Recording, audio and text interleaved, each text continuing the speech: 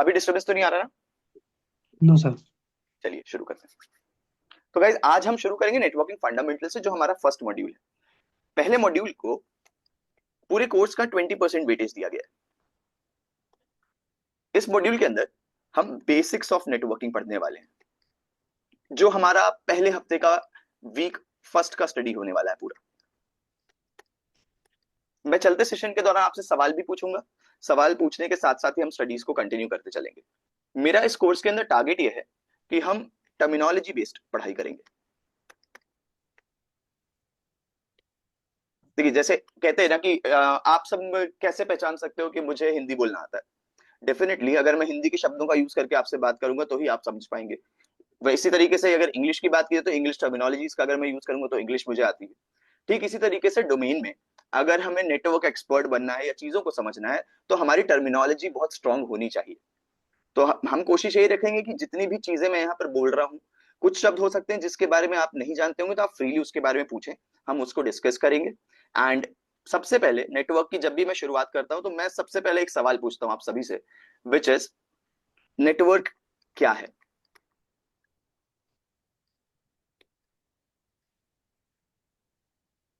Open है आप answers के लिए, प्लीज आप बताएं। वन बाय वन आप जवाब दे सकते Connect, हैं, जिसको भी जवाब आता connection, है। connection of two or more devices.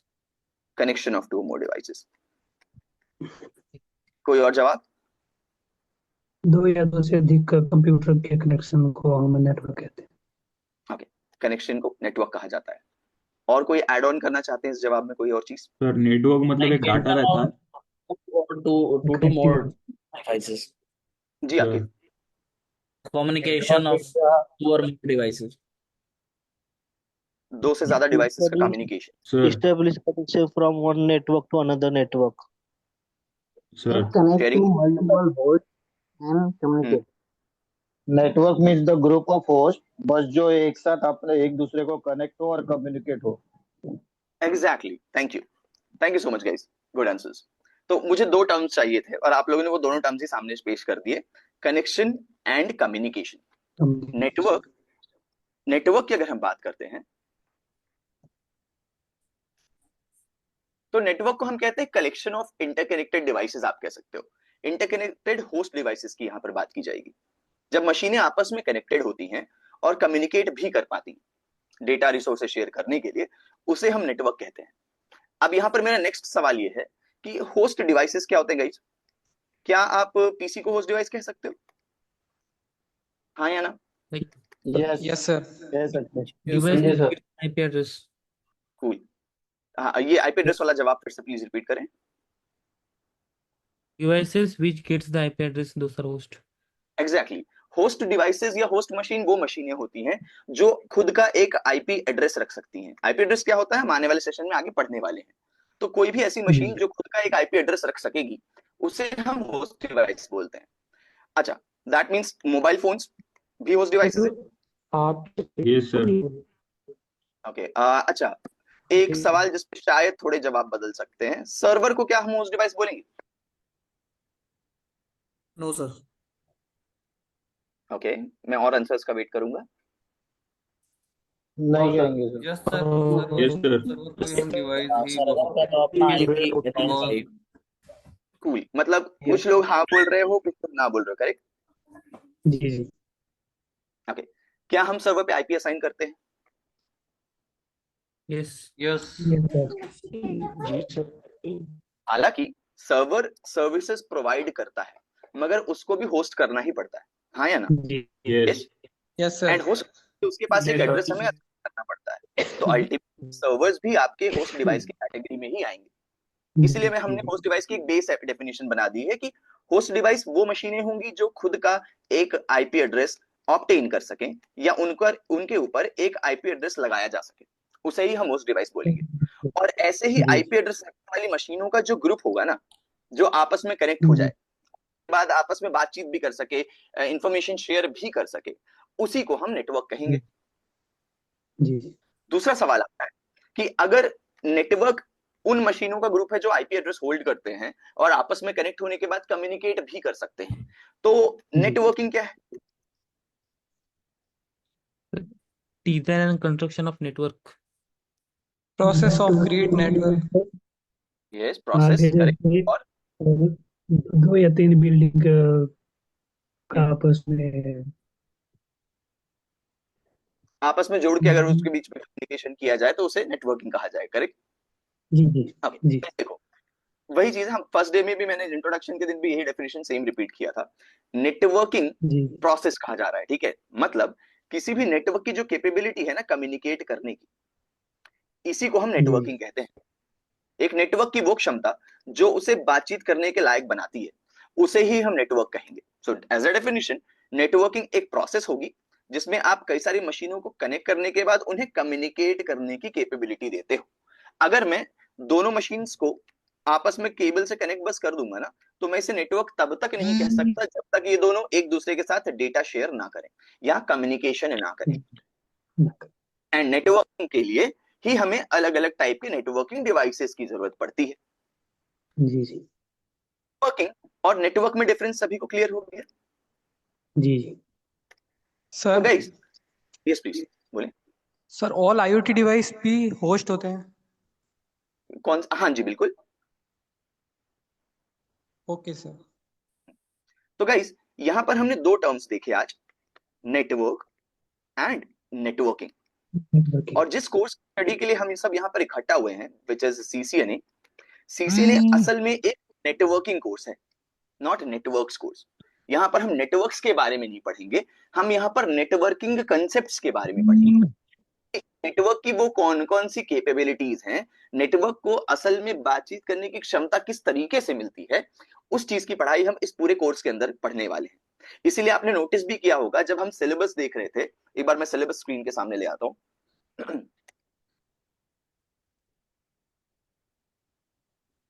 200301। Online, just a second.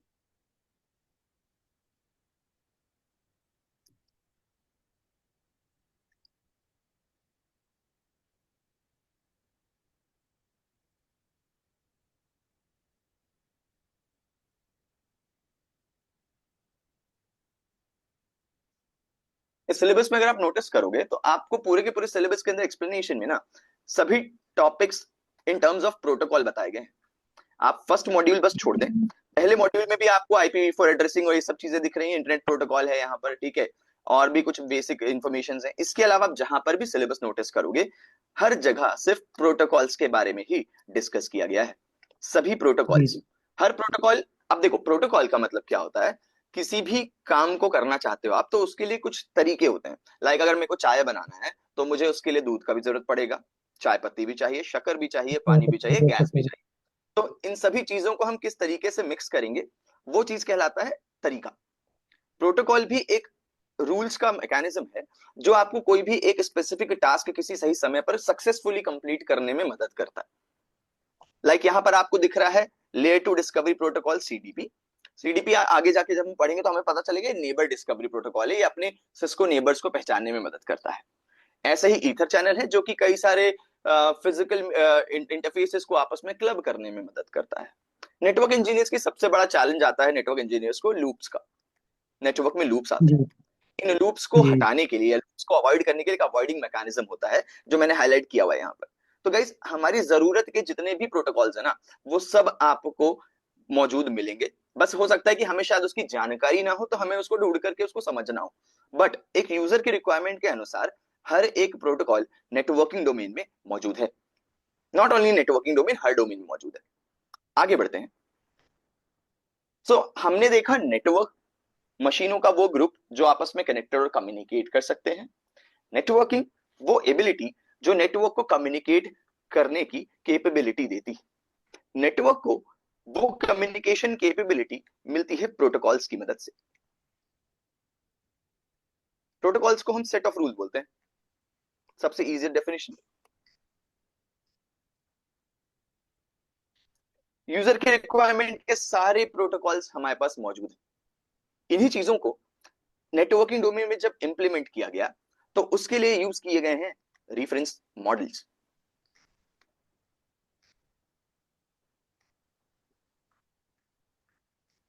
Sir protocol को थोड़ा और बता सकते हैं क्या, मतलब एग्जैक्टली क्या है हाँ जी। प्रोटोकॉल,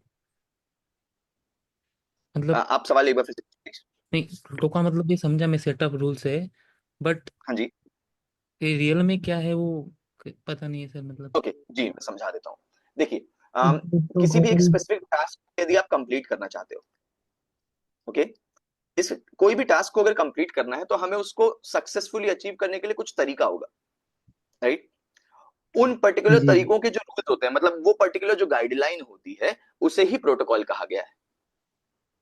हर टास्क को अचीव करने के लिए कोई ना कोई स्पेसिफिक सेट ऑफ रूल होता है कि हाँ, आपको अगर लेट्स से अगर आपको सिस्टम ओपन करना है तो आपको डिवाइस की पावर बटन ऑन करनी होगी। पावर बटन प्रेस करो, बिना पावर बटन प्रेस किए आपका सिस्टम ऑन नहीं होगा।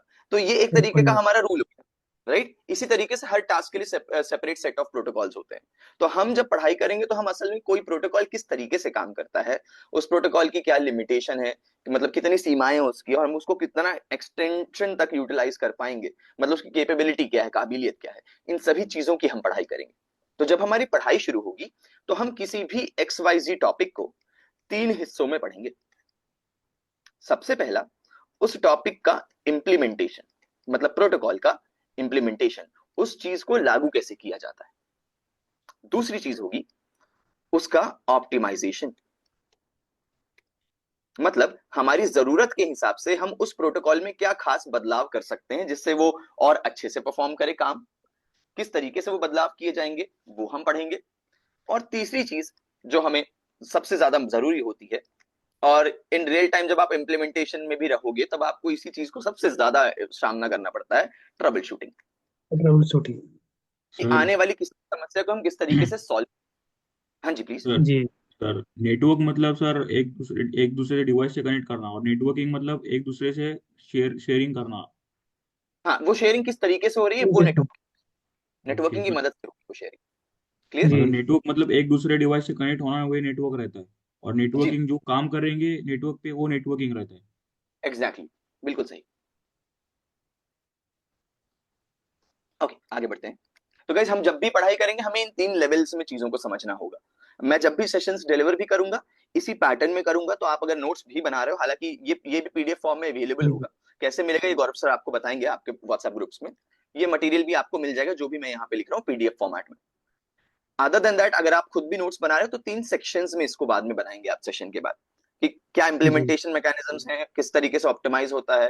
ट्रबल शूटिंग के लिए हम कुछ केस स्टडीज रखेंगे हर जगह, कि हाँ, ये सिनेरियो अगर हुआ, एक्स वाई जी सिनेरियो यदि है तो उसमें किस तरीके से हम इसको सॉल्व कर सकते हैं। इन लेवल्स पर ही हम पढ़ाई करेंगे।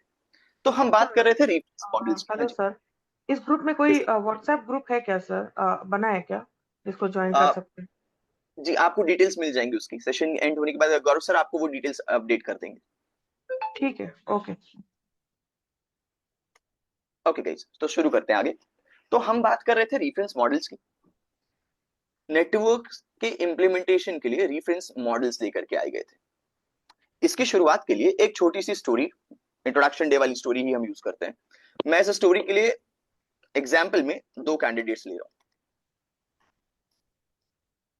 जो हम इंसानों को रिप्रेजेंट कर रहे हैं। एक बन जाता हूं मैं आकाश, एंड एक मैं ले लेता हूं अमित को। अब प्रॉब्लम क्या है, आकाश को सिर्फ हिंदी भाषा आता है, बट अमित को सिर्फ तमिल आता है। तो अब मुझे आप लोग बताओ, क्या आकाश और अमित आपस में बातचीत कर पाएंगे? नहीं। No sir. नहीं कर पाएंगे। नो हम सर। आमतौर पर ऐसे केसेस में क्या सॉल्यूशन यूज करते ट्रांसलेटर रखेंगे। हैं? ट्रांसलेटर क्या रखना। ट्रांसलेटर लेके साथ में घूमते क्या? नहीं ना। नो। कॉमन और लैंग्वेज। एग्जैक्टली एक नेचुरल तरीका है हमारा। अगर आप नोटिस भी करो, हम जब भी कभी हम इंसान एक दूसरे से इंटरेक्ट भी करते हैं, मीटिंग्स में, ऑफिसेज में, कहीं पर भी, हम सबसे पहले क्या करते हैं? English terminology, good morning, good evening, how are you, यही चलता है। फिर जब हमें जानकारी हो जाती है कि हाँ, सामने वाला भी हमारी लैंग्वेज बोल सकता है, तब हम अपनी लैंग्वेज चेंज करते हैं। करेक्ट, यस और नो? यस। यस।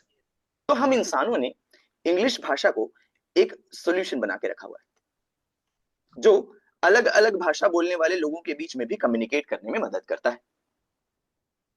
ठीक इसी तरीके से इन ओल्डर टाइम्स, जब अलग अलग डिवाइसेस जो कई सारे डिफरेंट ऑपरेटिंग सिस्टम्स पे काम करते थे। मतलब मैं जिस टॉपिक पर जाने वाला हूँ गाइस वो है कि जैसे पहले नहीं होता था आईफोन में ब्लूटूथ ट्रांसफर्स नहीं होते हैं। क्यों? क्योंकि स्टैंडर्ड्स अलग है, राइट। इसी तरीके से केबलिंग स्टैंडर्ड्स अलग थे, बहुत सारी चीजें डिफरेंशिएट कर जाती थी स्टैंडर्डाइजेशन के कारण। इसी तरीके से अगर हम यहाँ पे ले लेते हैं एक विंडोज मशीन और एक मैक मशीन ले लेते हैं, अब दोनों ऑपरेटिंग सिस्टम्स अलग हैं। नेटवर्किंग डिवाइसेस मार्केट में पुराने समय पर मौजूद थे नहीं, जिस कारण से इन्हें आपस में कम्युनिकेट करने में बहुत बड़ी समस्या आती थी। और हैं तो होस्ट डिवाइसेस, अगर अलग ऑपरेटिंग सिस्टम पे काम कर रहे हो और आपस में कम्युनिकेट ही नहीं कर पाओगे तो क्या नेटवर्किंग परफॉर्म होगी? नहीं होगी। नेटवर्किंग परफॉर्म नहीं हो रही, दैट मींस हमारा नेटवर्क सक्सीड नहीं होगा। तो जरूरत तो ये थी, सबसे बड़ी प्रॉब्लम तो ये थी कि भाई हम कम्युनिकेट ही नहीं कर पा रहे। तो इस प्रॉब्लम को सॉल्व करने के लिए जैसे हमारे पास इंग्लिश एक मीडियम था इंसानों के पास, ठीक उसी तरीके से मशीनों के लिए इंप्लीमेंट किया गया था एक रेफरेंस मॉडल जिसे कहा गया था ओएसआई, ओपन सिस्टम इंटरकनेक्शन। जिस तरीके से हम इंसान इंग्लिश को अपना सॉल्यूशन यूज करते हैं, वैसे ही ऑपरेटिंग सिस्टम्स नेटवर्क्स में ओएसआई मॉडल को इंप्लीमेंट किया गया है एज अ रेफरेंस मॉडल। ये ठीक इंग्लिश की तरह ही हमारे लिए काम करता है। ओएसआई मॉडल कहता है कि तुम किसी भी भाषा में कोड जनरेट कर रहे हो, तुम्हारा आस्की कोड हो जनरेशन ट्रैफिक का, या तुम एब्सिडिक कोड में ट्रैफिक जनरेट कर रहे हो, कोई फर्क नहीं पड़ता। तुम उस ट्रैफिक को मेरे बताए हुए तरीके से अरेंज कर दो। जैसे अगर मुझे हिंदी में बोलना होता है मैं जा रहा हूं, तो I will say in English कि आई एम गोइंग। तो हमने क्या करा, हमने अपने शब्दों को ट्रांसलेट कर दिया इंग्लिश की टर्मिनोलॉजी के हिसाब से। ठीक उसी तरीके से ओएसआई मॉडल ने भी ट्रांसलेशन करने के लिए ट्रैफिक को या ट्रैफिक को कैटेगराइज करने के लिए 7 लेयर का एक स्ट्रक्चर दिया हुआ था। तो ट्रैफिक को हम उन्हीं 7 लेयर्स के अकॉर्डिंगली अरेंज कर देते हैं। ओएसआई मॉडल बोलता है आप मेरी इन 7 लेयर्स के हिसाब से ट्रैफिक को जमा दो, उसके बाद दुनिया में किसी भी ऑपरेटिंग सिस्टम डिवाइसेस के पास इसको भेज दीजिए, वो समझ जाएगा। क्यों? क्योंकि आपके ट्रैफिक के अंदर इन 7 लेयर्स के हिसाब से ट्रैफिक का डेटा होगा ही होगा। अच्छा, मैं यहाँ पे ट्रैफिक अलग वर्ड यूज कर रहा हूँ, डेटा वर्ड अलग यूज कर रहा हूँ। वैसे देखो, ट्रैफिक की बात करें तो जितना भी हम ट्रैफिक जनरेट करेंगे उसे हम ट्रैफिक बोलेंगे, डेटा नहीं बोलेंगे। क्योंकि डेटा 2 अलग अलग वेरिएशंस में आ जाएगा। आपके पास एक यूजर के द्वारा जनरेट किया हुआ डेटा होता है और एक डेटा होता है जो इस वक्त आप सुन रहे हैं, that means the voice data. Okay, तो हम कंबाइनली इन सभी चीजों को ट्रैफिक कहेंगे। नाउ ओएसआई की 7 लेयर्स की यदि बात की जाए तो any one can you please help me with OSI 7 layers? मुझे बारी बारी से लेयर्स के नाम आप बोल सकते हैं, कोई भी एक जन बोल दीजिए। Application, application, presentation, session, network, data link और data link layer. Cool, thank you Ritesh. Application, presentation, session, session layer, transport, transport layer, network, network, data link layer, data link, data link layer and physical. Physical layer. And now Abdullah, क्या आप मुझे मदद कर सकते हो इनमें से कुछ किसी भी एक लेयर के बारे में डिटेल समझा के? लेट्स से एप्लीकेशन लेयर से शुरू करते हैं। सर एप्लीकेशन लेयर है वो, मतलब ऐप रहता है ना, वो डाटा अपना लेता है और प्रेजेंटेशन में प्रेजेंट करता है। मतलब जैसा व्हाट्सएप पे जैसे अपन पिक हाई क्वालिटी के भेजते, जी तो वो कम इमेज होता है उसका, हाँ और हाँ, प्रेजेंटेशन रहता है वो कम करता है इमेज उसका, वेरी नाइस, और फिर थैंक यू, प्रेजेंटेशन से भेजता है। Thank you Abdullah, thank you so much, good. तो गाइस, अब इन 7 लेयर्स का सबसे पहले हमें पढ़ना ये जरूरी कि इनका काम क्या होता है। मैं बहुत ही इजी लैंग्वेज में समझाऊंगा कि हर लेवल के कैंडिडेट को समझ में आए। इसके बाद we will try to harden it out. Okay, तो देखो, एप्लीकेशन लेयर को आज से आप समझो कि ये यूजर की जरूरत के मिलने वाले प्रोटोकॉल्स का घर है, house of user requirement protocols.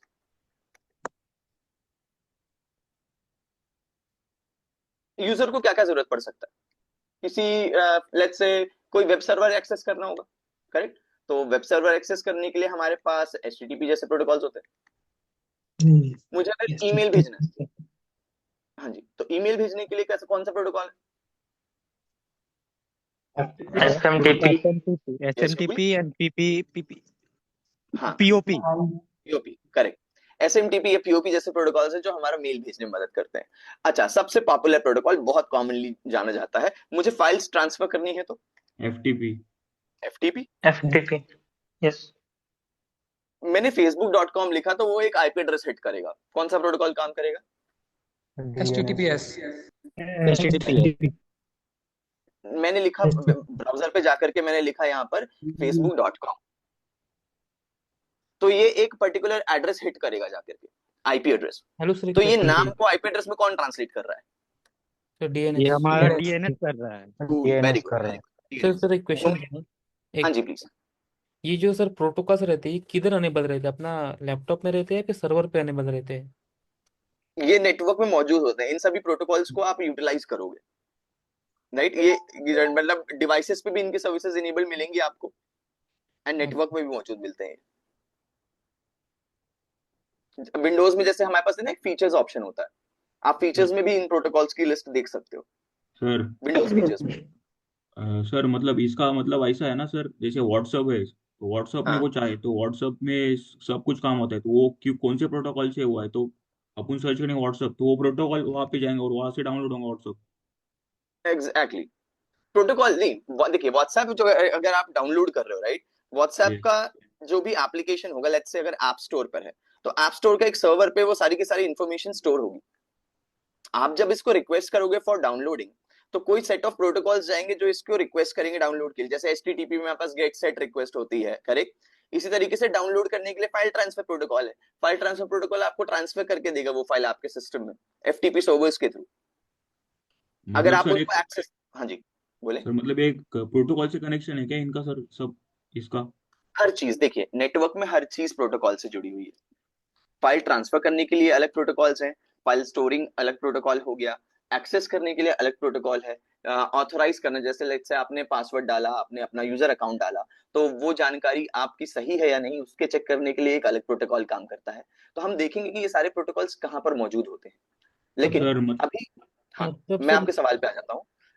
अभी जैसे आपने कहा कि सर व्हाट्सएप के लिए वो चीज, हम क्योंकि कैटेगराइज कर रहे हैं एप्लीकेशन लेयर के प्रोटोकॉल्स को, right?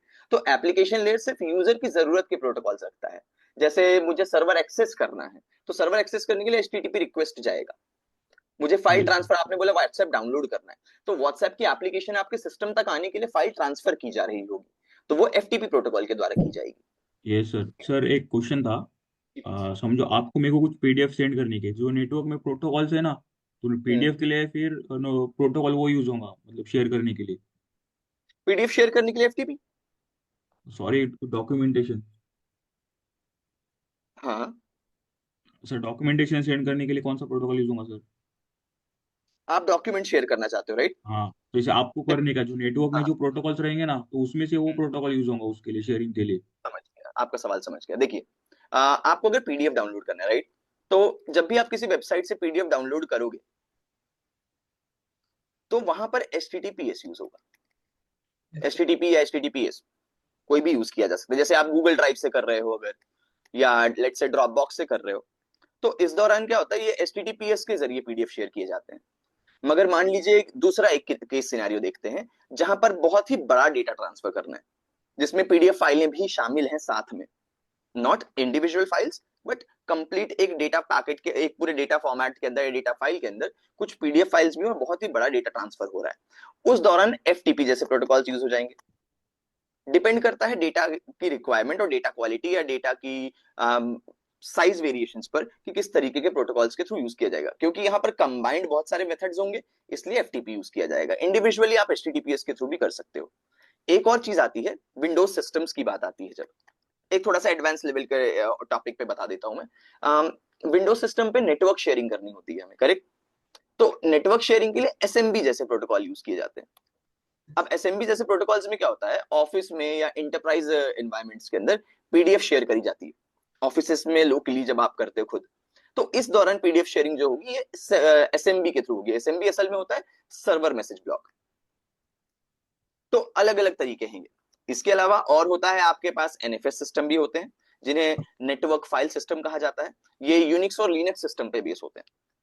SMB is for Windows, Linux, Unix, इन सभी सिस्टम्स के लिए हमारे पास NFS सिस्टम्स होते हैं, जिन्हें कहा जाता है नेटवर्क फाइल सिस्टम्स। अलावा इसके हमने जैसे अभी किसी कैंडिडेट ने एसएमटीपी का नाम लिया था, जो कि ईमेलिंग सर्विस में आ जाएगा।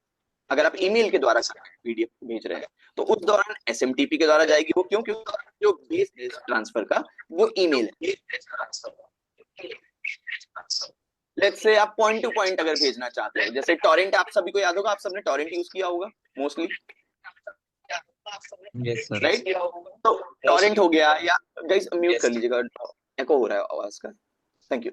तो जैसे टॉरेंट की बात करें या डायरेक्ट शेयरिंग करें हम सिस्टम्स का यूज करके, ठीक है, तो इस दौरान P2P प्रोटोकॉल यूज किए जाते हैं। तो आपके ट्रैफिक को किस तरीके से आप यूज कर रहे हो उस पर भी डिपेंड करेगा कि प्रोटोकॉल कौन सा यूज हो रहा है। सर आई P2P होप मैंने आपके सवाल को प्रोटोकॉल कैसे काम करता है, क्या करता है? जी प्लीज बोले। P2P मैंने कैसे काम करता है सर? ओके,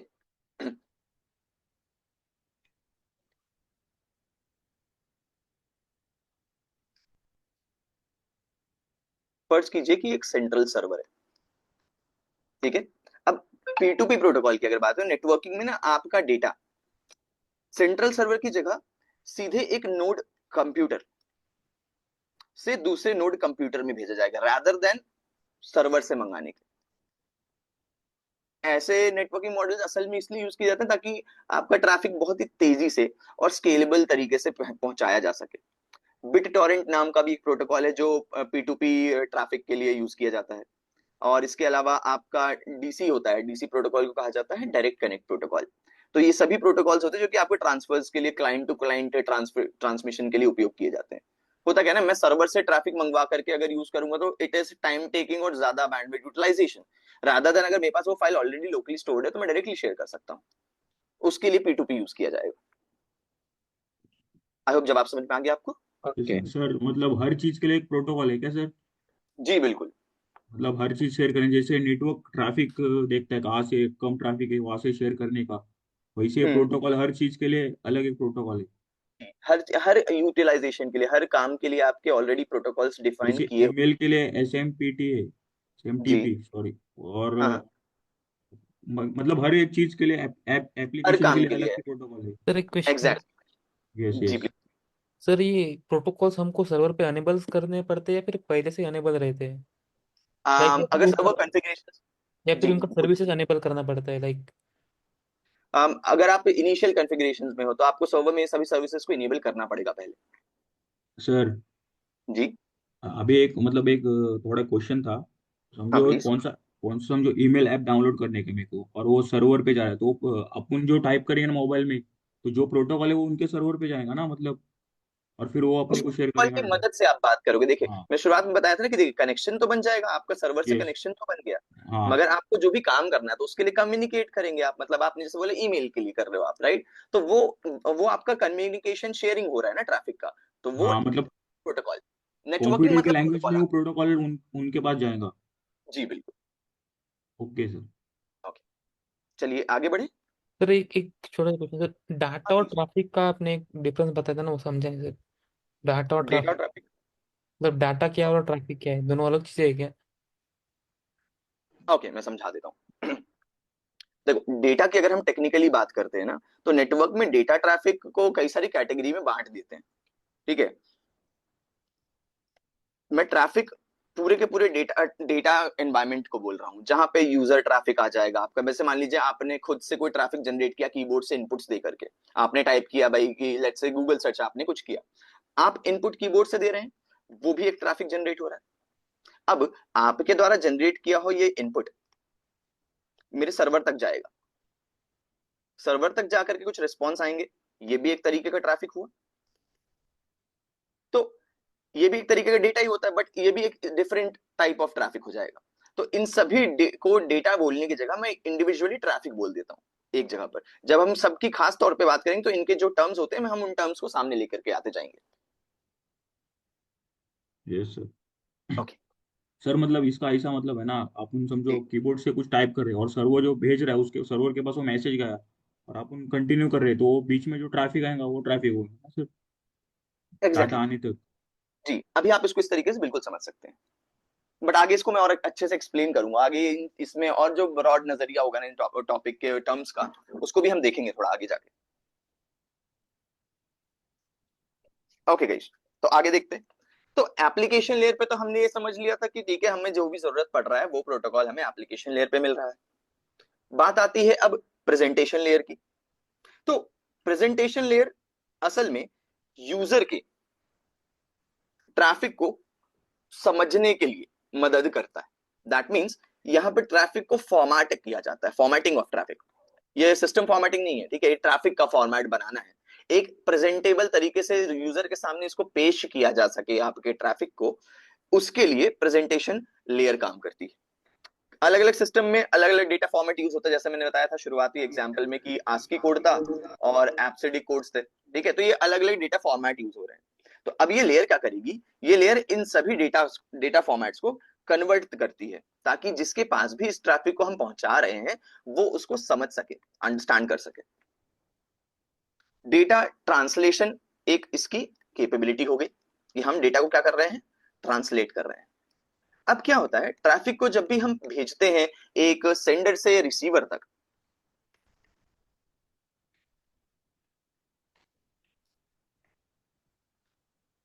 तो डेटा का साइज या ट्रैफिक का साइज बहुत ज्यादा बड़ा होने के कारण उसको पहुंचने में समय लगता है। हम क्या करते हैं, हम कंप्रेशन टेक्निक्स का यूज करते हैं। आपने देखा होगा कंप्रेस कर देते हो आप फाइल्स को भेजने के लिए, डेटा कंप्रेशन टेक्निक। ये खास काम भी आपका प्रेजेंटेशन लेयर द्वारा ही किया जाता है।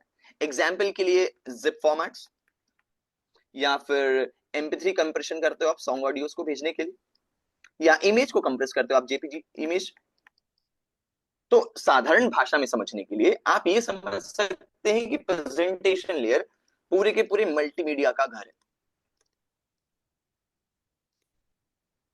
डेटा कंप्रेशन भी यहां पर आ गया, डेटा ट्रांसलेशन भी आ गया, ट्रैफिक को कोई तरीके से हम इनक्रिप्ट और डिक्रिप्ट भी कर लेते हैं, जिसके लिए SSL या TLS जैसे प्रोटोकॉल्स को यूज किया जाता है। सर जी प्लीज।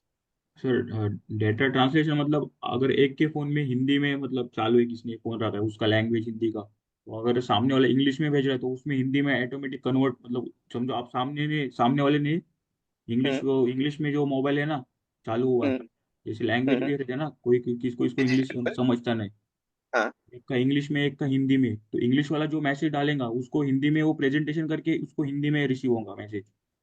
जी हाँ बिल्कुल, लैंग्वेज कन्वर्जन को भी डेटा ट्रांसलेशन का ही एक भाग मान सकते हो आप, क्योंकि दोनों अलग अलग सिस्टम्स हैं, अलग अलग प्रेजेंटेशन फॉर्मेट होगा उनका, तो वहां पर प्रेजेंटेशन लेयर ही होगी वो जो आपके लैंग्वेज के फॉर्मेट्स को बदलती है। अब होता कैसे है ना, ये जैसे मान लीजिए कि हमने दो टर्म्स यूज किए थे गाइस, एब्सिडिक और आस्की, ठीक है, तो मैं इन्हीं के बीच में बता देता हूँ। फिर ये क्या है एब्सिडिक और ये मतलब समझा नहीं मैं। ये आपके कह सकते हो आप जनरेशन कोड्स हैं, ट्रैफिक इस फॉर्मेट में बदलता है। ASCII code, just a second मैं दिखा देता हूँ।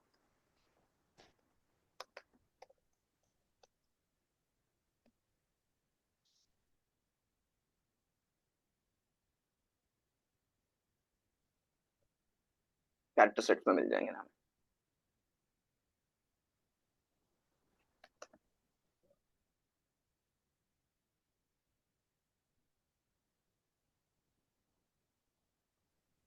ये रहा आपका एब्सिडिक और आस्की कोड्स। तो देखिए कैरेक्टर अगर ए लिखा है मैंने, तो ए एब्सिडिक फॉर्मेट, जो भी ऑपरेटिंग सिस्टम एब्सिडिक फॉर्मेट में आपके डेटा को समझते होंगे ना, वो इस ए को कुछ इस तरीके से बदल लेंगे। हमें पता है कंप्यूटर 01 में काम करता है, तो एब्सिडिक कोड में ए इस तरीके से ट्रांसलेट होता है, जबकि आस्की में वो इस तरीके से ट्रांसलेट होता है। अब आप मान लो कि आपने आस्की कोड से ट्रैफिक एब्सिडिक में भेजा, दैट मीन्स आपने ए ही टाइप करके भेजा है, इस पीसी से आपने ए टाइप किया और उसको आपने दूसरे पीसी तक भेजा, बट इधर पे तो वो कुछ इस फॉर्मेट में, जबकि एब्सिडिक तक जाते जाते उसका फॉर्मेट बदल के 01 समथिंग समथिंग 10 इस तरीके से ट्रांसलेट हो जाता है। तो इनके लिए तो समझना मुश्किल हो जाएगा ना।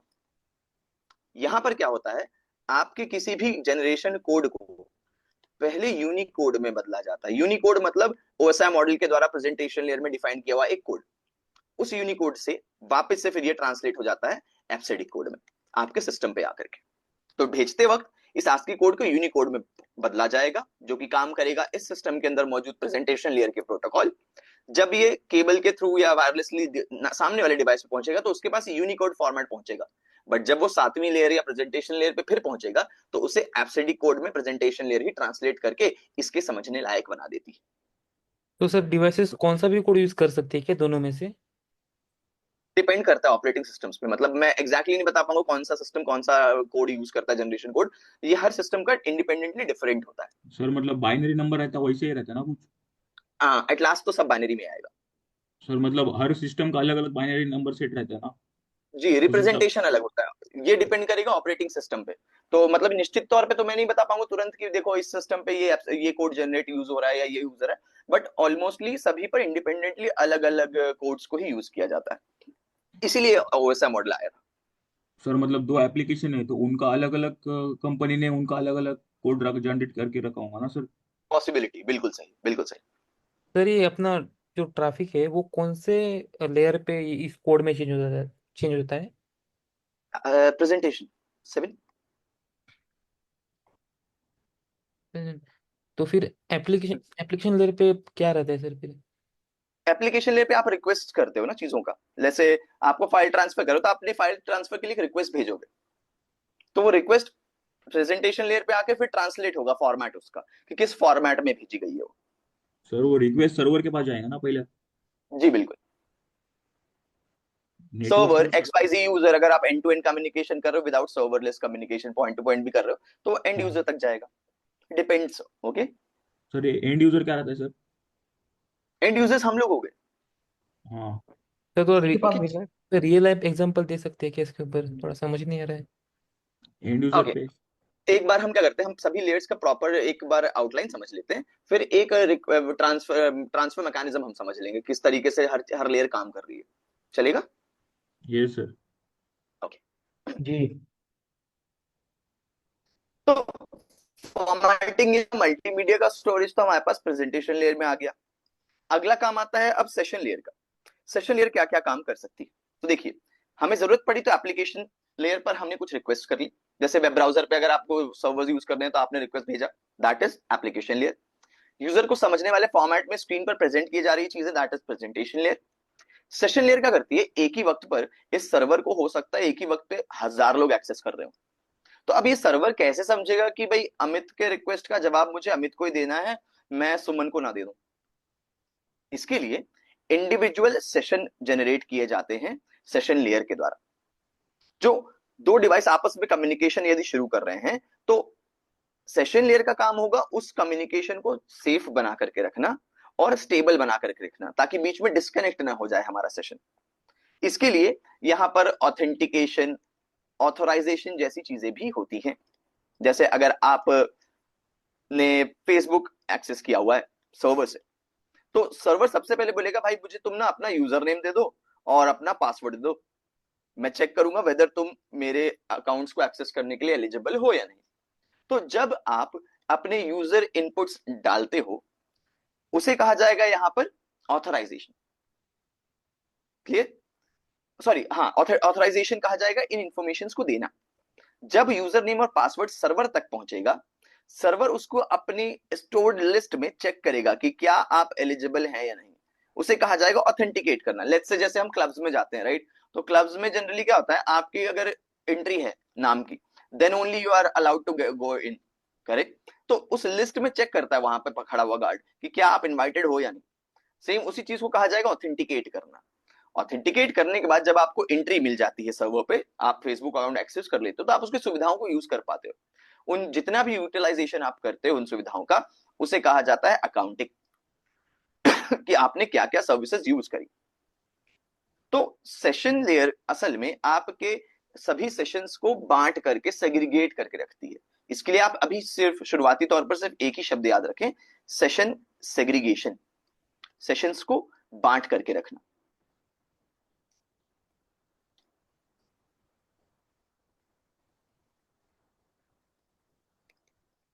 एंड गाइस, हमारा जो मेजर फोकस पॉइंट होगा वो शुरू होगा इन 4 लेयर्स के बीच में। पहले भी मैं कह चुका था कि असल में इन 3 लेयर्स पे जो खास एक्सपर्ट्स काम करते हैं, उन एक्सपर्ट्स को एप्लीकेशन डेवलपर, वेब डेवलपर्स और सॉफ्टवेयर डेवलपर्स कहा जाता है। हम नेटवर्क इंजीनियर्स अपनी सर्विसेज प्रोवाइड करना, हालांकि हमारा भी काम इन सभी लेयर्स पर होता जरूर है, मगर नेटवर्क इंजीनियर्स की खास इंप्लीमेंटेशन या खास काम जो चालू होता है वो इन ऑपरेटर्स को एक बेस देने से शुरू होता है, that is from transport layer. हमारा खास काम ट्रांसपोर्ट लेयर से शुरू होता है। ट्रांसपोर्ट लेयर असल में आपके ट्रैफिक को एक जगह से दूसरी जगह पहुंचाने का काम करती है। So let's go for the transport layer now.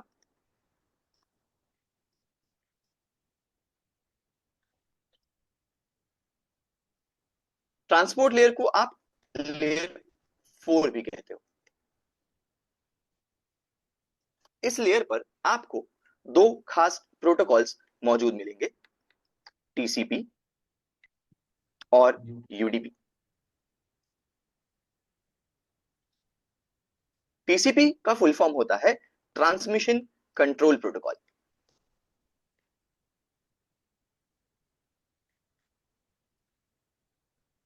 And UDP का फुल फॉर्म है user datagram user protocol. Data. Perfect. देखिए ये तो हो गया बेसिक जानकारी, अब थोड़ा इन डेप्थ समझते हैं इसको। गाइस, टीसीपी और यूडीपी को अच्छे से कैटेगराइज करने के लिए, इनकी खासियत के लिए कहा जाता है कि टीसीपी एक रिलायबल प्रोटोकॉल है, जबकि यूडीपी को एक नॉन रिलायबल प्रोटोकॉल कहा जाता है। अच्छा, अगर मैं गलत नहीं हूं तो रिलायबल या रिलायबिलिटी का मतलब तो भरोसा होता है, करेक्ट? Yes trust. जी। यस। अच्छा, अब हम यहाँ पे ट्रैफिक या डेटास की बात करें, ट्रैफिक की बात कर रहे हैं। ट्रैफिक किसी भी ऑर्गेनाइजेशन के लिए कितना क्रूशियल, कितना महत्वपूर्ण होता है। जी। ऐसे में आपको क्या लगता है, हम इन नॉन रिलायबल सोर्सेज या जिन पर हम भरोसा नहीं कर सकते, ऐसे एलिमेंट को इतनी क्रूशियल जगह पे क्यों रखा जाता है?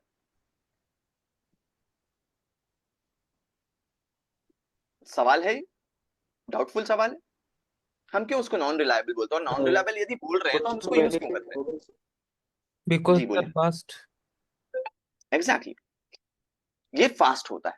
नॉन रिलायबल तो है बट फास्ट होता है। रिलायबिलिटी या नॉन रिलायबिलिटी किसी भी प्रोटोकॉल की, टीसीपी और यूडीपी को जैसे हमने रिलायबल नॉन रिलायबल बोला, इसको रिलायबल या नॉन रिलायबल बनाने वाले एलिमेंट को कहा जाता है एक्नॉलेजमेंट। सर क्या था?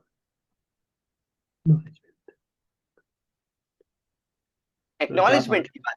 हाँ जी बोले। अरे क्या आप बोले, ट्रैफिक का कुछ समझा नहीं सर। जैसे मैं अगर कोई ट्रैफिक भेज रहा हूँ, है ना, तो वो टीसीपी या यूडीपी प्रोटोकॉल ही होंगे जो इसको किसी भी एक जगह से दूसरी जगह लेकर के जाएंगे। मैसेंजर समझ लो तुम, ठीक है? यस कि आपने बोला यस कि भाई हेलो, तो ये हेलो एक पैकेट के फॉर्म में आपके रिसीवर तक पहुंचेगा, उसकी जिम्मेदारी टीसीपी या यूडीपी में से किसी एक को दी जाएगी। किसको दी जाएगी वो ट्रैफिक के नेचर पे या उसके बर्ताव पे डिपेंड करता है। अब हम ये पढ़ रहे हैं कि भाई टीसीपी को तो लोग किताबों में रिलायबल और यूडीपी को नॉन रिलायबल बोलते हैं। तो मैंने एक सवाल किया यहाँ पर कि भाई रिलायबल मतलब तो भरोसा होता है, नॉन रिलायबल मतलब जिसमें भरोसा नहीं किया जा सके या रिलायबल नहीं है, ट्रस्टवर्दी नहीं है। तो कोई भी नॉन ट्रस्टवर्दी चीज हम किसी भी अपने कम्युनिकेशन में क्यों यूज करेंगे? हमारे कम्युनिकेशन तो बहुत इंपॉर्टेंट होते हैं। जिस पर जवाब आया कि नॉन रिलायबल चीजें जो होती हैं वो थोड़ी तेज होती हैं, और रिलायबल चीजें जो होंगी वो थोड़ी कंपैरेटिवली स्लो होंगी। तो अब हम इसके इस जवाब को, इनके इस नेचर को समझने वाले हैं आगे।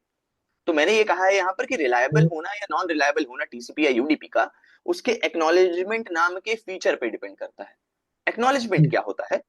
मैंने यदि अभी आपसे पूछा कि आप सबको मेरी आवाज आ रही है, तो आपने शुरुआत में बोला था हाँ आ रही है, तो मुझे वहां पर आप लोगों की तरफ से एक एक्नॉलेजमेंट मिल गया कि आवाज पहुंच रहा है, जिससे मुझे ट्रस्ट हो गया कि चलो ठीक है, मेरा कम्युनिकेशन सही चल रहा है। टीसीपी प्रोटोकॉल जो होता है ये हमेशा ट्रैफिक शेयरिंग या ट्रैफिक ट्रांसमिशन के बाद सामने वाले क्लाइंट से या रिसीवर से एक्नॉलेजमेंट लेता है, जबकि यूडीपी प्रोटोकॉल में कोई भी एक्नॉलेजमेंट नाम का फीचर नहीं होता है। रिलायबिलिटी और नॉन रिलायबिलिटी की बात करें तो हम सबसे पहले इनका नेचर समझ लेते हैं। तो गाइज हमेशा ध्यान रखो, कोई भी ऐसा ट्रांसमिशन जहां पे आप फाइल शेयर कर रहे हो या फाइल डाउनलोड कर रहे हो, ऐसी जगह पे टीसीपी यूज होता है। एक सिनेरियो बेस्ड एग्जांपल समझते हैं। लेट्स से हम ले लेते हैं इसके लिए एग्जांपल पे, जस्ट अ सेकेंड। निशांत, हम आपको ले लेते हैं एग्जाम्पल पे। ओके, तो निशांत, फर्ज कीजिए कि आप ऑफिस में हो, इस वक्त शाम की 5 बज रही है एंड 5:30 आपका ऑफिस ओवर हो जाता है। Yes yes. आपका टीएल आपके पास आया एंड टीएल ने आपसे बोला कि यार निशांत, ये एक 400 जीबी का फाइल है, इसको सर्वर पे अपलोड करना, उसके बाद ही आप घर जाना प्लीज, बहुत जरूरी है। ओके, यस अब निशांत वक्त पर घर जा सकता है या नहीं, ये तो अब निशांत के कंपनी की बैंडविड्थ पे डिपेंड करने लग गया, करेक्ट? यस। अगर उसका बैंडविड्थ लेट्स से 2 MBPS का हुआ, हालांकि होगा नहीं, फॉर जस्ट फॉर एग्जांपल अगर इतना हुआ, तो निशांत तो लेट हो गया, आज आज उसको ओटी मिलेगा, करेक्ट? यस। बट निशांत को इतनी एश्योरिटी जरूर है कि भले कितना भी टाइम लगे, बट जब ये ट्रांसमिशन कंप्लीट होगा तो ये 400 जीबी की फाइल मेरे सर्वर पे 110% पहुंच जरूर जाएगी, स्टोर रहेगी। यस और नो? यस। टीसीपी उन्हीं केसेस में काम करता है जहां पर आपको ट्रैफिक की श्योर शॉर्ट डिलीवरी चाहिए होती। दैट मीन्स आप ये सुनिश्चित करते हो कि आपका ट्रैफिक 100% पूरा का पूरा डिलीवर हो सामने तक। हाँ, समय उसमें कितना भी लग जाए, दैट मीन्स मैं टाइम टाइम के अकॉर्डिंगली मैं उसमें एडजस्ट कर जाऊंगा थोड़ा सा। बैंडविड्थ के ऊपर डिपेंड करता है, बैंडविड्थ हमारे हाथ में नहीं, भले हमने 300 MBPS का प्लान लगाया, कभी कभार वो भी लो हो जाती, बट हाँ, जी जी। अगर मैं फाइल ट्रांसफर करता हूँ 100% पहुंचेगी जरूर सामने वाले के पास। तो गाइज, टीसीपी उन्हीं केसेस में काम करता है जहां आप फाइल शेयर कर रहे हो या फाइल डाउनलोड कर रहे हो। अब इंटरप्शन बात आ गया तो ठीक है, उसको भी डिस्कस करते हैं। लेट्स टेक टॉरेंट का एग्जांपल। टॉरेंट में जब भी आप फाइल्स डाउनलोड करते हो, तो लेट्स से आपका डाउनलोड 99% पहुंच चुका है, अचानक आपका इंटरनेट डाउन चला गया 1 मिनट के लिए, और 1 मिनट बाद वो फिर वापस अप आया। क्या लगता है, आपका डाउनलोड 0 से स्टार्ट होगा या 99 से? 99 से ही होगा सर। 99 से होगा, करेक्ट? ये है आपका एश्योरेंस ऑफ ट्रैफिक कि हाँ देखो, क्योंकि अगर वो वापस 0 से होता तो मैं तो बहुत फ्रस्ट्रेट हो जाता, करेक्ट, कि यार इतना डाउनलोड होने का फिर चला गया। तो ये एश्योरेंस और ये जो आपको रिलायबिलिटी मिल रही है कि भाई 99 से शुरू कर रहा हूं मैं, उससे नीचे नहीं जाने दूंगा आपका ट्रैफिक, क्यों, उतना हो चुका डाउनलोड, इसे कहा जाएगा टीसीपी का एक्नॉलेजमेंट का reliable feature. Is it clear? Sir ये फाइल शेयर के लिए यूज होता है ना, और फाइल डाउनलोड के लिए? आप ओवरऑल इसको फाइल शेयरिंग और डाउनलोडिंग में कैटेगराइज कर दीजिए, क्योंकि हर ट्रैफिक में ये फीचर तो आएगा ही आएगा। तो हम सबसे ऊपर टॉप लेवल पे, सुपरफिशियल लेवल पे ना, फाइल शेयरिंग और फाइल डाउनलोडिंग के जितने भी काम होंगे उसके लिए टीसीपी यूज होता है, ऐसे समझ के रखते हैं अभी। अगला पार्ट है यूडीपी प्रोटोकॉल का। गाइस देखो, लाइव स्ट्रीमिंग ले लें आप, ये हमारा लाइव कॉल, वीडियो कॉलिंग जो है, ये हमारी स्ट्रीमिंग अभी चल रही है, हम अभी सेशन अपना लाइव चला रहे हैं अभी, ये भी हमारे लाइव सेशंस। ऑफिसेज में हम वॉइस फोन्स यूज करते हैं, वॉइस ओवर आईपी, यस। जहां पे वॉइस ट्रैफिक जाता है। ऐसे सारे कैटेगराइज्ड ट्रैफिक इंफॉर्मेशन आपकी यूडीपी के थ्रू जाती है। आइए समझते हैं इसके बारे में भी। यूट्यूब पे आप लोग हमारी लाइव स्ट्रीम्स देखते हो ना, नेटवर्किंग के जितने भी लाइव स्ट्रीम्स आते हैं आप लोग यूट्यूब पे देखते हैं। Yes sir yes sir. Yes. तो फर्ज कीजिए कि एक दिन पहले का ही हम सेशन ले लेते हैं, मैं स्ट्रीम कर रहा हूँ, ठीक है, यहाँ पर एक कैमरा है जो कि डायरेक्टली यूट्यूब सर्वर्स को मेरी लाइव स्ट्रीम पहुंचा रहा है, एंड इसके थ्रू आप सभी यूजर्स इसको अपने अपने घर पर देख रहे हैं। जी। स्ट्रीम चलते हुए फिर से नेटवर्क कनेक्शन मेरा 1 मिनट के लिए डाउन गया एंड देन वापस अप आ गया। कोई बात नहीं, गाइस प्लीज म्यूट। 1 मिनट के लिए मेरा नेटवर्क डाउन गया एंड वापस से अप आ गया। अब मैं इस चीज से बहुत अनअवेयर था, बिकॉज मैं अकेले सोलीली लाइव जा रहा था, मेरे साथ टीम नहीं बैठा हुआ था मैनेज करने के लिए, तो मुझे ये 1 मिनट का डाउन टाइम नहीं पता चला और मैं बोलता रहा। अब जब मैं बोल रहा हूं तो कैमरा तो रिकॉर्ड कर रहा है, राइट? बट क्या इस 1 मिनट के डाउन टाइम की स्ट्रीम आप सब तक पहुंचेगी? नो क्या सर। आपको पता चलेगा उस 1 मिनट मैंने क्या बोला? No. No.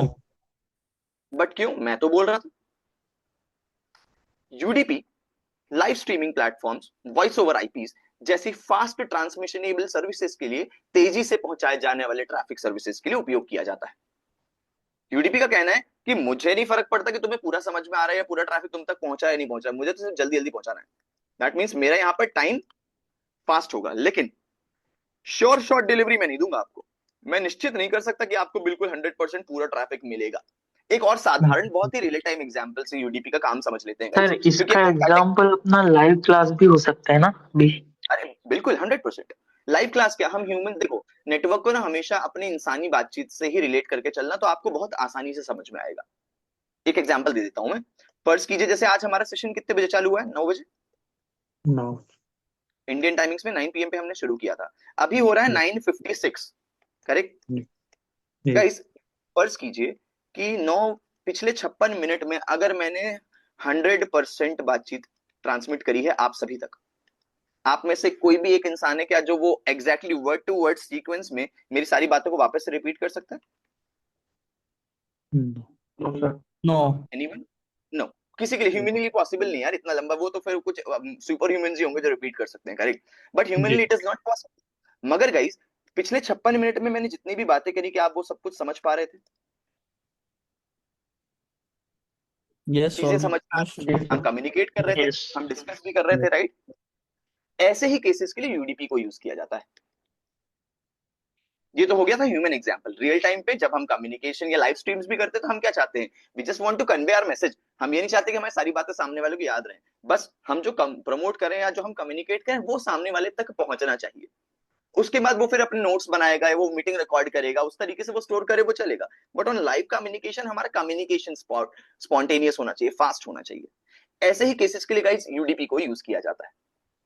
I hope TCP UDP का बेसिक, जी सर सर मतलब आप वहां से स्ट्रीमिंग कर रहे, तो आपके हाँ, यहाँ पे समझो सर्वर डाउन हुआ, मतलब नेटवर्क डाउन हुआ, तो जो पहले का डाटा आने से पहले वो फास्ट डाटा ट्रांसफर करेंगे, मतलब जो नेटवर्क डाउन रहेगा उस टाइम का। उस टाइम का ट्रैफिक देखिए, सिस्टम भले रिकॉर्ड कर रहा था बट वो लाइव स्ट्रीमिंग थी, राइट? तो वो कैमरे से रिकॉर्डिंग नहीं होती है, उस कैमरे से स्ट्रीमिंग होती है। स्ट्रीम ये करना और रिकॉर्ड करना दोनों अलग अलग चीजें हैं। रिकॉर्ड करने में आपको एक जानकारी एक सर्वर पर जाती है, फिर वहां से आप उसको एक्सेस कर सकते हैं सर्वर के द्वारा, ना कि उस कैमरे के द्वारा। बट जब यस हम सर। स्ट्रीम कर रहे हैं तो उस कैमरे को जो भी चीज लाइव दिख रही है वो सीधा सीधा हमको डिस्प्ले कराता है, जिस ये कारण से स्टोरेज नहीं होता है। और इसीलिए स्ट्रीमिंग के दौरान जब भी डाउन टाइम आता है तो वो चीजें कभी विजिबल नहीं होती। आई मतलब होप, जो यूट्यूब, हाँ, सर बोलिए मतलब बोलिए। ये स्क्रीन टाइम जो दिखा रहा है ना, लाइव पोर्ट समझो, लाइव कुछ पोर्ट्स दिखा रहे, वो यूट्यूब हाँ यूट्यूब के थ्रू दिखाते हैं क्या सर? जी बिल्कुल, 110%। मतलब उसमें अगर डाउन डाउन आया तो वो दिखाएगा नहीं उसमें कुछ उस हाँ, टाइम पे? अगर अगर बीच में डाउन टाइम गया, मतलब लाइव स्ट्रीमिंग के दौरान ही नेटवर्क डाउन गया, तो वो तो किसी भी हालत में नहीं दिखाई दे सकता। सर मतलब ऐसा है, टीसीपी मतलब ना समझो, टीसीपी में 90% डाउनलोड हुआ है, और फिर हम्म, नेटवर्क डाउन हुआ है, और फिर वापस नेटवर्क आया, तो 90 से ही चालू होगा वो जी यस। बिल्कुल। टीसीपी का। और यूडीपी का अगर समझो लाइव स्ट्रीम में कुछ चल रहा है काम, और हाँ, डाउन टाइम हुआ, तो जिस टाइम का डाउन टाइम रहेगा वो टाइम टाइम दिखाएगा नहीं। नहीं दिखाएगा बिल्कुल। आप इसको कैटेगराइज इस तरीके से करिए कि टीसीपी क्या करता है, डिलीवरी स्पेसिफिक है, वो डिलीवरी पर ज्यादा फोकस करता है। तो ये क्या करता है, ये श्योर शॉट मतलब निश्चित है कि डिलीवरी होगी ही होगी, यस। उस पर फोकस करता है। यूडीपी डिलीवरी पर फोकस तो करता है, मगर ये गारंटी नहीं देता है कि आपको डिलीवरी करके दूंगा ही मैं, पूरे का पूरा ट्रैफिक मैं पहुंचाऊंगा, इसकी गारंटी ये नहीं देता है। ट्रैफिक लॉस हो सकता है इसमें, ओके। मगर टीसीपी क्या है, टाइम के अनुसार अगर देखा जाए तो टीसीपी थोड़ा स्लो हो सकता है। क्यों? क्योंकि मैंने एक और चीज बताई थी। यस कुशल बोले। सर सपोज जैसे डाउन टाइम चल रहा है नेटवर्क में, हम्म, और मैंने नेटवर्क चेंज कर दिया, कोई दूसरे नेटवर्क से कनेक्ट हो गया, तो वापस वो 90 से स्टार्ट होगा या 0 से? अगर डाउन टाइम है और आपने क्या करा, उसमें नेटवर्क चेंज कर दिया। जैसे मैं कोई प्ले स्टोर से कोई ऐप डाउनलोड कर रहा हूँ, हम्म, और वो जैसे कोई वाईफाई एबीसी है, वो एबीसी 90% तो मुझे डाउनलोड करके दे रहा है, ठीक है। ओके। फिर मैं डिस्कनेक्ट डाउन डाउन हो जाता है वाईफाई। हम्म, फिर मैं अदर वाईफाई से कनेक्ट होता हूँ और फिर वापस डाउनलोड स्टार्ट करता हूँ, तो 0 से स्टार्ट होता है। ओके। तो देखिए यहाँ पर ना कौशल, सॉरी मैंने आपका नाम गलत लिया उस वक्त, कौशल। यहाँ पर क्या होता है ना, डिपेंड करता है कि आपका प्रोटोकॉल कौन सा है उस दौरान, और कौन सी एप्लीकेशन का आप उपयोग कर रहे हो डाउनलोडिंग करने के लिए। फर्ज कीजिए, गाइस मैं थोड़ी देर के लिए कौशल के जवाब पे जा रहा हूँ। फर्ज कीजिए कि अगर एक केस है जहां पर आप वेब ब्राउजर से डाउनलोडिंग कर रहे हो, ओके। कौशल आवाज आ रहा यस सर। है? हेलो जी। फर्ज कीजिए कि आप वेब ब्राउजर से डाउनलोड कर रहे हैं, ठीक है। तो वेब ब्राउजर में तो देखिए रिज्यूमिंग सपोर्ट है, वेब ब्राउजर आपको सपोर्ट देता है रिज्यूम करने का। अगर दिया हुआ है सपोर्ट, तो फिर सर्वर क्या करेगा, आपके एचटीटीपी रिक्वेस्ट को रेंज रिक्वेस्ट में बदल देता है, जिस कारण से आपकी डाउनलोड ना नेटवर्क स्विच करने के बाद भी रिज्यूम हो जाती है। अगर वेब ब्राउजर में रिज्यूम सपोर्ट नहीं दिया हुआ है, तो फिर क्या होगा, आपकी डाउनलोड हमेशा शुरू से शुरू होगी। एग्जाम्पल के तौर पर अगर बात करें तो जैसे गूगल क्रोम हो गया और फायरफॉक्स हो गया, ये कुछ ऐसे वेब ब्राउजर्स हैं जो डाउनलोड रिज्यूम करने की सुविधा आपको देते हैं, अगर सामने वाला डेस्टिनेशन सर्वर सपोर्ट कर रहा है रिज्यूमिंग। देखो दो चीज पे डिपेंड करेगा, पहला तो हमारी एप्लीकेशन, मतलब दैट मींस हमारा ब्राउजर, एक तो ये सपोर्ट करना चाहिए रिज्यूम, और दूसरा सर्वर पर भी रिज्यूमिंग कैपेबिलिटी होनी चाहिए। अगर है तब तो आपको इजीली रिज्यूम हो जाएगा ट्रैफिक। मगर जब भी आप किसी और जगह से डाउनलोड्स कर रहे हो और वेब ब्राउजर से ही कर रहे हो, वेब ब्राउजर तो बोल रहा है भाई मैं रिज्यूम करने की कैपेबिलिटी देता हूं, मगर आप जहां से डाउनलोड कर रहे हो वो सर्वर के पास वो कैपेबिलिटी नहीं कि आपके कनेक्शन को स्टेब्लिश रख के वो कर सके ऐसा। तो इस दौरान क्या होगा, आपको वापस से रीस्टार्ट करनी पड़ती है डाउनलोड, वो वापस जीरो से ही शुरू होगी। मतलब कि ओके। इसके अलावा टीसीपी बट सर एफिशिएंट नहीं उस समझते केस इसको। सर नहीं उस केस में यहाँ पे यूडीपी प्रोटोकॉल काम कर रहा है कि टीसीपी? नहीं, टीसीपी। बात देखिए, टीसीपी ही काम कर रहा है यहाँ पर, मगर कैपेबिलिटी की बात होती है। मतलब जैसे आपका फोन 2 GB रैम का ही है, अब आप उसके अंदर एक ऐसा गेम यूज कर रहे हो जो 16 GB रैम एटलीस्ट सपोर्ट मांगता है, तो ये मोबाइल नहीं सस्टेन कर पाएगा ना। भले वो गेम तो केपेबल है, मोबाइल के अंदर भी गेम चलने के लिए कैपेबिलिटी है, मगर 2 GB तक की गेम चला सकता है। तो डिपेंड करता है कि आपकी लिमिट कितनी है। अब यस। यहाँ पर क्या हुआ, टीसीपी काम तो कर रहा है, टीसीपी बोले भाई मैं रिलायबिलिटी दूंगा आपको, मैं रिज्यूम कैपेबिलिटी भी दूंगा, फाइल एश्योरेंस भी दूंगा। मगर वेब ब्राउजर जिस एप्लीकेशन पे हम यूज कर रहे हैं उसको, उसने ही मना कर दिया, मेरे पास ही नहीं है हिम्मत भाई कि मैं आपको सपोर्ट कर सकूं। तो TCP is just a protocol ना, उसको चलने के लिए एक प्लेटफॉर्म तो चाहिए। Is it clear? सर ये तो यस सर। समझ में आया, तो लेकिन समझो ऐसा समझो कि अपना जो डिवाइस है ना उसमें रिलायबल है, मतलब अच्छा खासा है, मतलब ऐप लेने के लिए समझो, ठीक है। और उसमें नेटवर्क समझो दो नेटवर्क्स है, तो मेरे पास समझो दो नेटवर्क्स है, तो एक नेटवर्क डाउन हुआ और वो हम्म। डाउनलोडिंग में 50% डाउनलोड हुआ, और ओके। दूसरे नेटवर्क से कनेक्ट किया, तो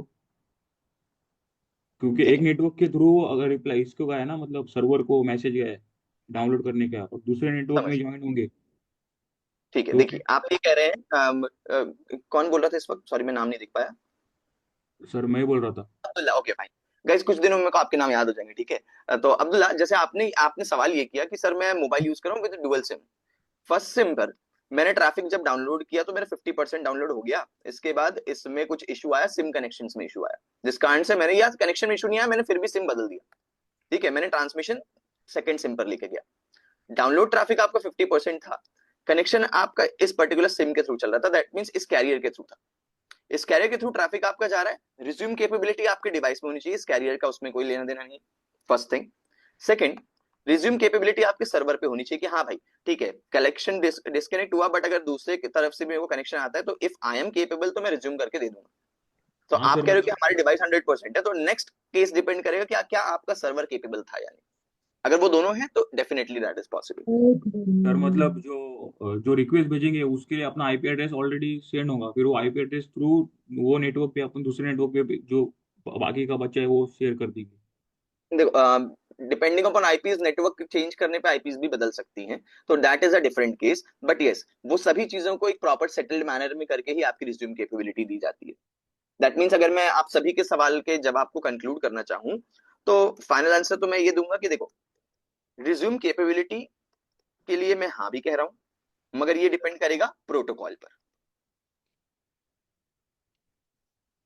रिज्यूम कैपेबिलिटी का जवाब नो भी हो सकता है, मगर ये डिपेंड करेगा सर्वर पर या एप्लीकेशन पर।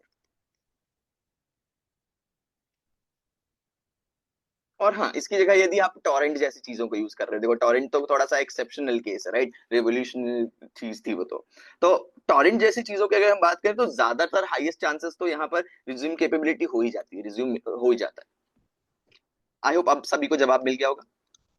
सर ये टॉरंट क्या रहता है सर? यार टॉरेंट ना एक डाउनलोडिंग प्लेटफॉर्म था यार, मतलब उसको अच्छे से कैसे एक्सप्लेन करूँ सही वर्ड्स में, लाइक जैसे मेरे को पायरेटेड गेम्स यूज करने हैं, राइट, तो मैं टॉरेंट यूज कर सकता था। कोई मूवी है जो अब नहीं मिल रही है online available, but leaked movies मिल जाती थी आपको, तो आप वो भी टॉरेंट के थ्रू कर सकते थे। तो torrent was kind of a feature tool available. Yes question. Sir same time पर मल्टीपल प्रोटोकॉल्स यूज कर सकते हैं, जैसे सेम टाइम पर दो फाइल्स डाउनलोड कर रहे हैं तो मल्टीपल एफटीपी यूज हो रही है। मतलब एक ही प्रोटोकॉल आप सेम टाइम पे मल्टीपली यूज करें, definitely that is multi download capability, जैसे ब्राउजर्स पे भी आता है।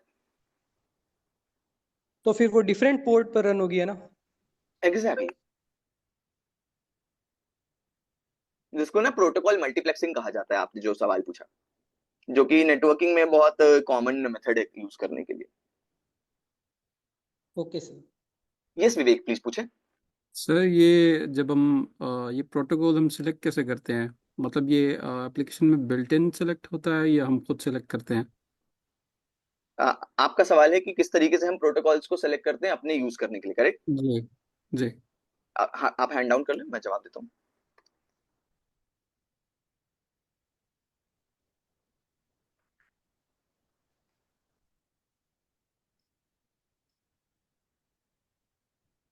सर ये सारी प्रोटोकॉल्स टीसीपी और यूडीपी के अंडर ही आती है ना?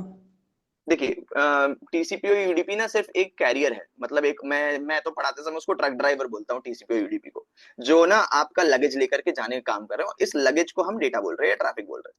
तो डिपेंड करता है कि ट्रैफिक का क्या फॉर्मेट है, क्या तरीका है, उसके हिसाब से ये सिर्फ आपको ले जाने का काम करेंगे। एंड उसके लिए ना ये लोग कुछ पोर्ट्स का यूज करते हैं।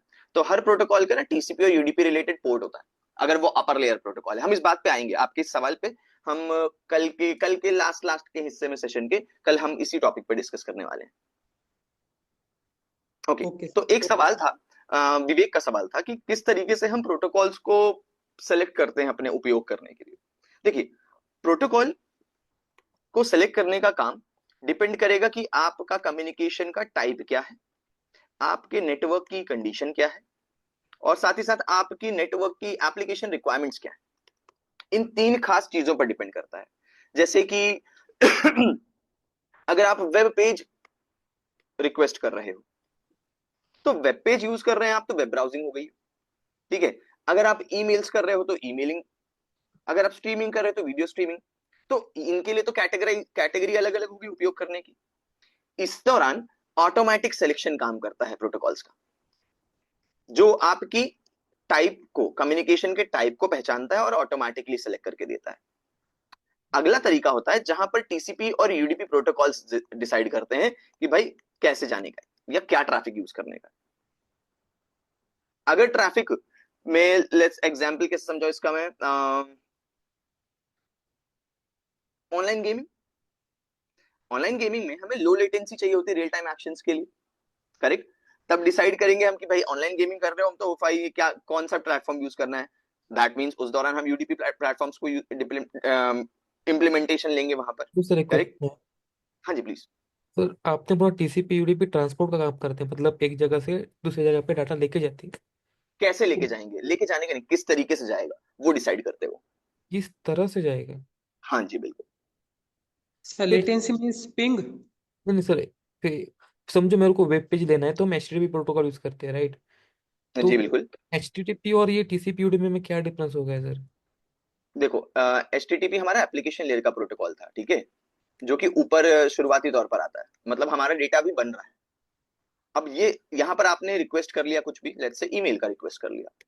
अब ईमेल में आपको क्या जानकारियां चाहिए या क्या जानकारियां भेज रहे हो, ये किसके थ्रू जाएंगे उसके लिए लेयर पे नीचे आता जाएगा, प्रेजेंटेशन लेयर से होके गुजरेगा, सेशन लेयर से होके गुजरेगा, तब ट्रांसपोर्ट पर आएगा। तब निश्चित किया जाएगा कि आपका ये ईमेल ट्रैफिक कैसे भेजा जाना है। इसको चेक करने के लिए लेट्स से ये हमारी कल की पढ़ाई में आएगा गाइस, पेपर डिस्प्ले कर देते हैं, यहीं पे देख लीजिए। जैसे आपने बोला ईमेलिंग के लिए, ठीक है, ये रहा mail transfer protocol, port number 25 use कर रहा है, क्या टीसीपी है क्या यूडीपी है, ये चेक करने के लिए पोर्ट लिस्ट मिलती है आपको, विकिपीडिया पे इजीली मिल जाएगा, सबसे बेस्ट। इसमें भी कंफ्यूजन है सर, मतलब पोर्ट हम्म। नंबर क्या होते हैं? देखिए, इसमें ना क्या करना होता है, पोर्ट के हम पढ़ेंगे इसके बारे में, कल हमारा यही पढ़ाई है, लेयर 4 पे ही जाएंगे ना, हम ओएसआई फिनिश करके हम लेयर 4 से ही स्टडी शुरू करते हैं। तो उस दौरान मैं आपको ये सभी चीजें समझाऊंगा किस तरीके से कैटेगराइज्ड है, क्योंकि पोर्ट नंबर्स भी ना गाइस तीन अलग अलग, देखो हर चीज का ना कैटेगरी है, क्योंकि नेटवर्क है, ठीक है, अनलिमिटेड पॉसिबिलिटी है इसमें चीजों की, तो हर चीज तो नेटवर्क इंजीनियर याद नहीं रख सकता। मैं आपको समझाऊंगा किन चीजों को आपको खास तौर पर याद करना है या रट के रखना है, किन चीजों के लिए आपको कहां पर रेफर करना है कि वो इंस्टेंटली आपके पास उसका जवाब आ जाए।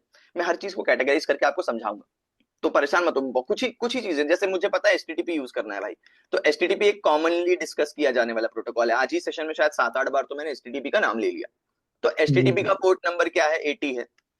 ठीक है, क्या TCP यूज करता है, क्या UDP यूज करता है, ये भी आपको याद होना चाहिए, क्योंकि आप मोस्टली इसको यूज कर रहे हो।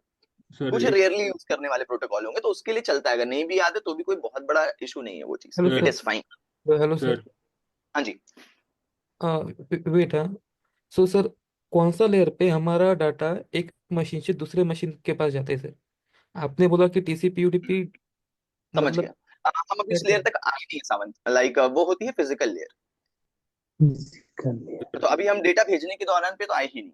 अभी सर हम ये समझ रहे हैं कि डेटा, यस प्लीज एक मिनट दीजिएगा। अभी हमने डिसाइड किया कि डेटा बन कैसे रहा है, उसको कौन लेकर के जाने के लिए कैसे डिसाइड करेगा, किस तरीके से जाएगा डेटा। अभी तो फिर हम इसमें ये भी देखेंगे कहाँ पहुंचाना है डेटा, किस तक पहुंचाना है डेटा, और फिर हम आएंगे कैसे पहुंचाया जाएगा डेटा। यस प्लीज, आप बोल रहे थे कुछ। हाँ सर, जो पोर्ट नंबर रहता है वो सर, वो जो राउटर्स का पोर्ट रहता है उसकी बात कर रहे हैं क्या सर? नहीं जी, मैं अलग पोर्ट की बात कर रहा हूँ, TCP UDP सर मतलब वो क्या होते हैं सर, पोर्ट मतलब क्या होते हैं वो? पोर्ट। पोर्ट्स असल में ट्रैफिक के निकलने का एक रास्ता, एक दरवाजे तरीके से आप समझ सकते हो। हर कमरे में एक दरवाजा है जिससे आप बाहर निकलते हो, करेक्ट। सर मुझे लगा जैसे, कनेक्शन का कुछ ये रहता है पोर्ट मतलब। नहीं नहीं, देखिए फिजिकल पोर्ट एक अलग चीज होती है। टेक्निकली अगर आप बात करें इंटरनल लेवल पोर्ट्स की, जिसके बारे में हम TCP UDP में बात करें, वो पोर्ट्स अलग होते हैं, इनके बीच में अंतर होता है। हम सर समझेंगे सर इस अंतर को। सर समझो एक नेटवर्क डिजाइन करने का है, तो जी उसमें TCP और UDP मतलब ऑटोमेटिकली रहता है ना सर, मतलब। हाँ जी, बिल्कुल बिल्कुल, देखो ये स्टैंडर्ड है, मतलब ये एक मेजर आउटलाइन है जो ऑलरेडी मौजूद है। आप जो भी काम करोगे, आपको ये निश्चित करना होगा कि हाँ भाई, मेरा ट्रैफिक ना, ए नाम का मेरा ट्रैफिक बन रहा है, ये किसके अंतर्गत आ रहा है, ये आपको डिसाइड करके उस चीज की कोडिंग या डिजाइनिंग करनी होती है। बाकी वो खुद ही उसके प्रोटोकॉल की मदद से चल जाता है। ओके, तो एक काम करते गाइस, आज के लिए TCP और UDP के इस बेसिक डिस्कशन तक ही होल्ड करते हैं। आज हमने बेसिकली सिर्फ इतना देखा है कि TCP और UDP नाम के दो डिबेटेबल प्रोटोकॉल आ गए हमारे पास, जिसके ऊपर हमारे पास कई सारे सवाल हैं, करेक्ट। हमने आउटलाइन में सिर्फ आज ये देखा है कि TCP जो है वो एक रिलायबल प्रोटोकॉल कहा गया, और इसको कहा गया एक नॉन रिलायबल प्रोटोकॉल। एक टर्म में आपको और दे रहा हूं ताकि आज आप थोड़ा सा स्टडी करके कल मेरे कुछ सवालों के जवाब दे सको। TCP एक कनेक्शन ओरिएंटेड प्रोटोकॉल है गाइस, मतलब ये कोई भी चीज जानकारी भेजने से पहले कनेक्शन बनाना पसंद करता है। और UDP कनेक्शन लेस प्रोटोकॉल है, मतलब इसको फर्क नहीं पड़ता कनेक्शन बनाए या नहीं बनाए, ये जल्दी जल्दी फटाफट भेजेगा और ट्रैफिक खत्म करेगा भेजने का काम। इन दोनों के लिए ही जो मेजर बदलाव या दोनों को डिफरेंशिएट करने वाला है, दोनों में अंतर करने वाला जो ऑब्जेक्ट है, उसे ही कहा जाता है एक्नॉलेजमेंट।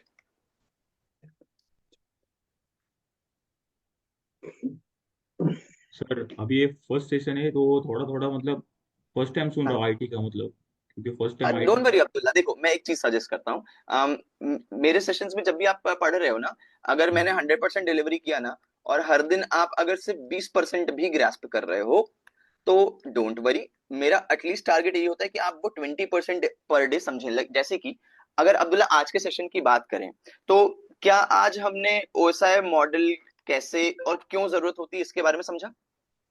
यस। ओके, हमने सभी लेयर्स के नाम देख लिए। यस। नेटवर्क इंजीनियर्स का खास इंप्लीमेंटेशन कौन सी लेयर से शुरू होता है? ट्रांसपोर्ट। ट्रांसपोर्ट लेयर पे यूज होने वाले दो खास प्रोटोकॉल्स के नाम क्या है? TCP UDP। UDP। इनमें सर से मतलब एक ये। रिलायबल है, एक नॉन रिलायबल है, ये भी याद नॉन होगी। यस। बस आज का मेन डिस्कशन का टॉपिक का मेन बेस लेवल यही था कि हम इस फ्लो को पकड़ पाए, और वो आप लोगों ने कर लिया है, दैट इज इनफ। बाकी चीजों के लिए आप देखो, कुछ बुक्स रेफर करोगे, कुछ नोट्स रेफर करोगे, ये भी आपको मैं सर से बताऊंगा कि, तो ये भी आपको ये PDF फॉर्मेट में ये भी आपको पहुंच जाएगा, जो भी लिख रहा हूं यहाँ पे इसका PDF आपको मिल जाया करेगा, तो इसके लिए टेंशन नहीं। तो आज हमें सिर्फ इतना ही आउटलाइन माइंड में बिठाना था। हाँ, एक रिक्वेस्ट जरूर करूंगा, सेशंस खत्म होने के बाद ना विद इन 10 आवर्स आप एक बार गो थ्रू जरूर कर लिया करो कि हमने क्या क्या चीज पढ़ ली थी आज। जी। ओके, इससे क्या होगा ना कि जैसे जैसे हमारा कोर्स खत्म होगा, आपका CCNA सर्टिफिकेशन लेवल एग्जाम की तैयारी भी कंप्लीट करवा दूंगा, और साथ ही साथ आप एक डिबेटेबल या इंटरव्यू लेवल पर जवाब देने लायक भी आप रेडी हो जाएंगे इन चीजों में। That is my guarantee. Yes. Sir मतलब समझ में तो आया है, लेकिन अभी जो स्टार्टिंग में जो पढ़ा है ना, तो लास्ट तक आने तक जो स्टार्टिंग में क्या हुआ था वो याद नहीं रहा, क्योंकि हाँ, फेमिलियर नहीं था अभी आईटी में फर्स्ट टाइम, अरे इसलिए डोंट वरी फिर। पापा, यूडीपी, अपन यस। यूडीपी है, कोई दिक्कत नहीं है, चलेगा। ओके, बट इतना इतना तो क्लियर हुआ ना कि हम ये चीजें आज पढ़े हुए हैं। Yes sir.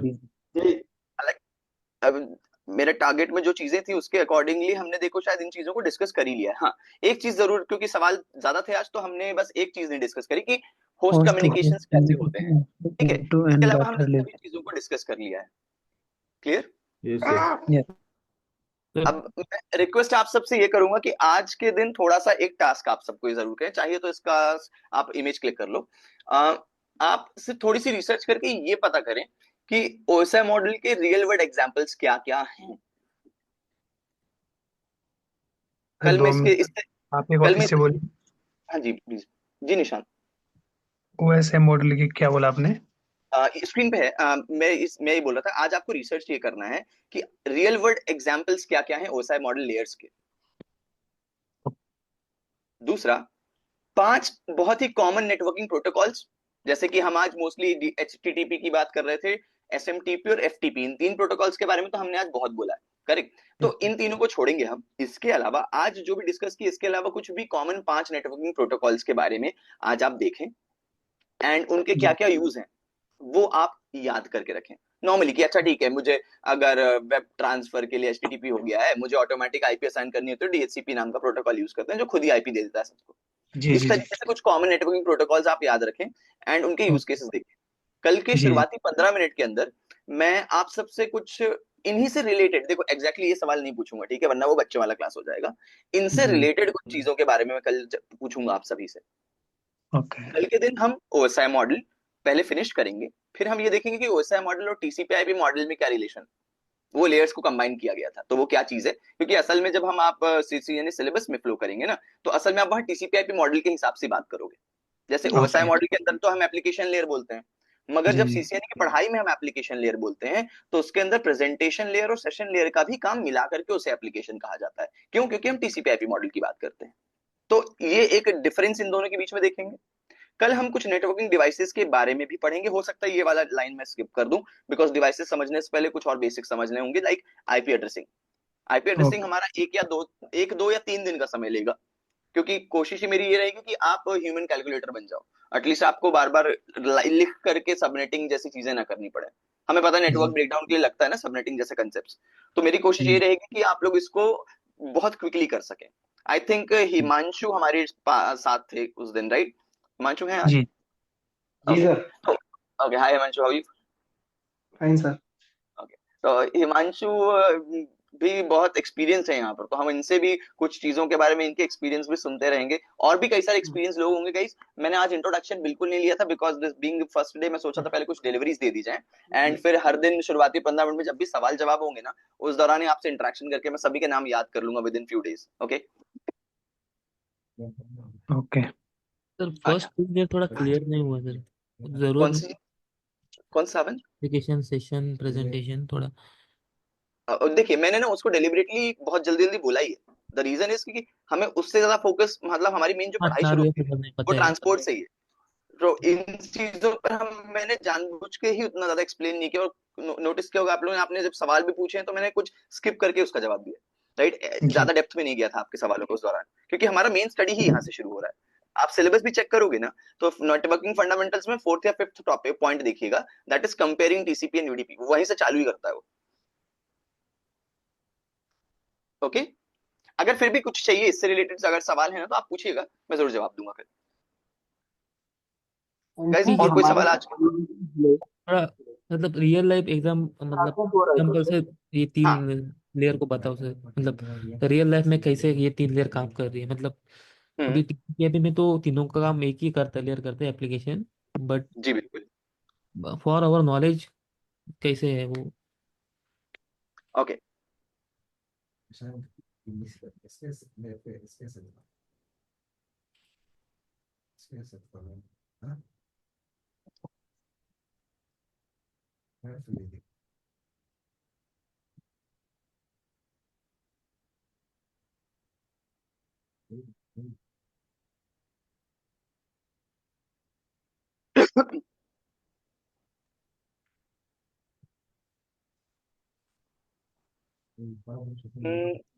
ठीक है, समझ गया।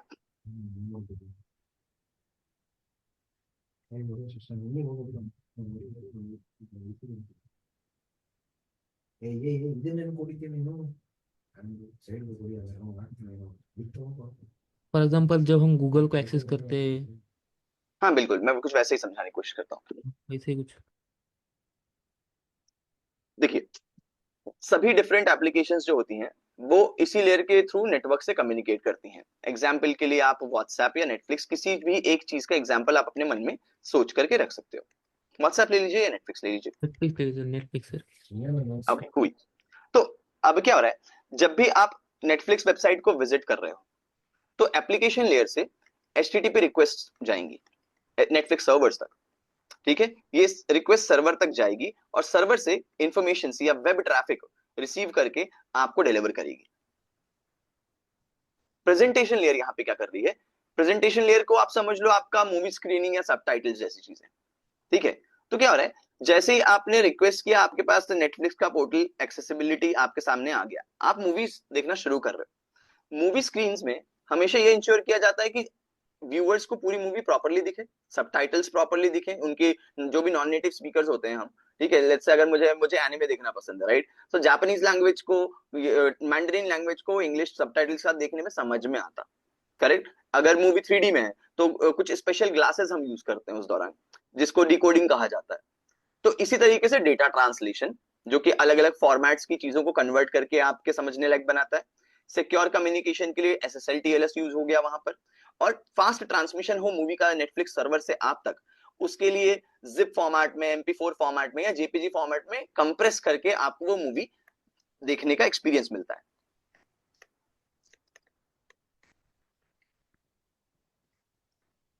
क्लियर। नेक्स्ट चीज, आपने कितना इंफॉर्मेशन देखा है, आपके अकाउंट से कितने यूजर्स लॉग्ड इन है। क्योंकि नेटफ्लिक्स में क्या होता है, Netflix has family account feature या कुछ कहते हैं ना उसमें कि अकाउंट नॉट शेयरिंग वाले कुछ फीचर्स आ चुके हैं। करेक्ट। तो आपका सेशन मेंटेन रहे नेटफ्लिक्स पे, अगर आपने सिंगल यूजर लॉगिन लिया, दैट मींस 199 वाला प्लान, तो उसमें क्या होगा, अगर एक मोबाइल से लॉग्ड इन है तो दूसरा मोबाइल आपके अकाउंट को लॉगिन नहीं कर सकता without getting you logged out. इस दौरान एक सेशन मेंटेन है ना, तो यहाँ पर हमारे वेब लॉगिन सेशन के लिए भी हमारी कुछ प्रोटोकॉल्स काम कर रहे हैं सेशन लेयर के, जो मेरे नेटफ्लिक्स अकाउंट पे मेरे ही मोबाइल को एक्सेसिबल रखेंगे, कोई दूसरा डिवाइस मोबाइल का एक्सेस नहीं कर सकता उसको, depending upon my plan.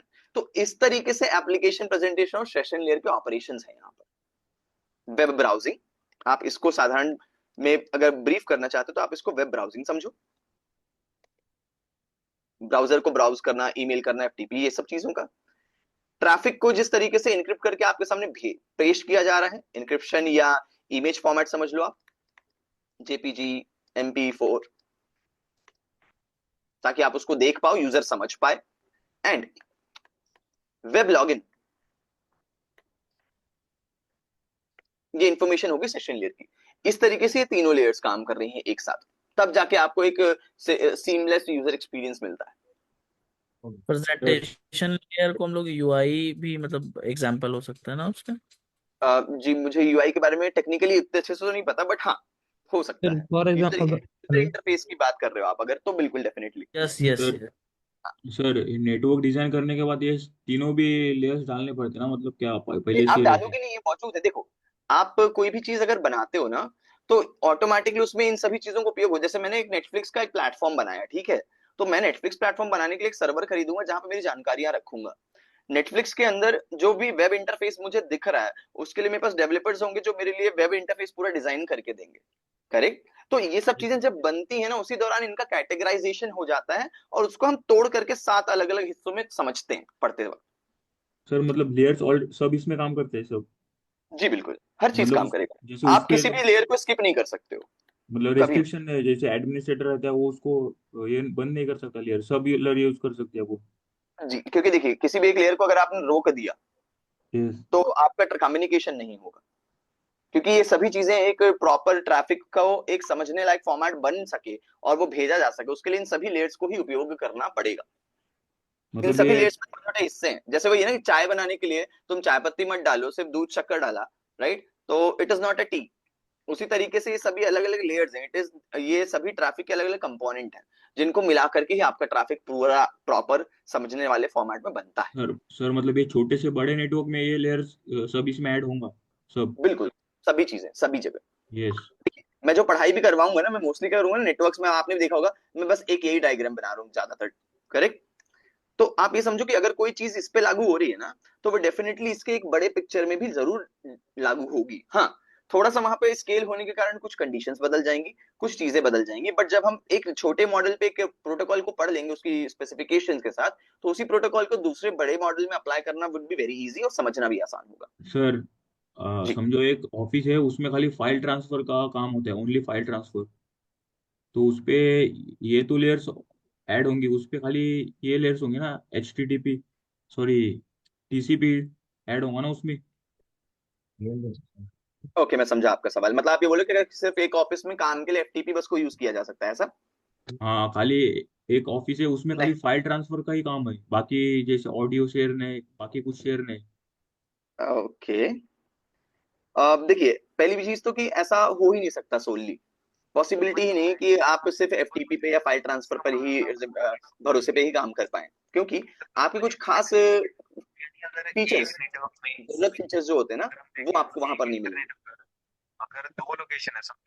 Sir रोशन, और आपकी आवाज धीमा आ रहा है। हेलो रोशन, आपकी आवाज बहुत धीमी आ रही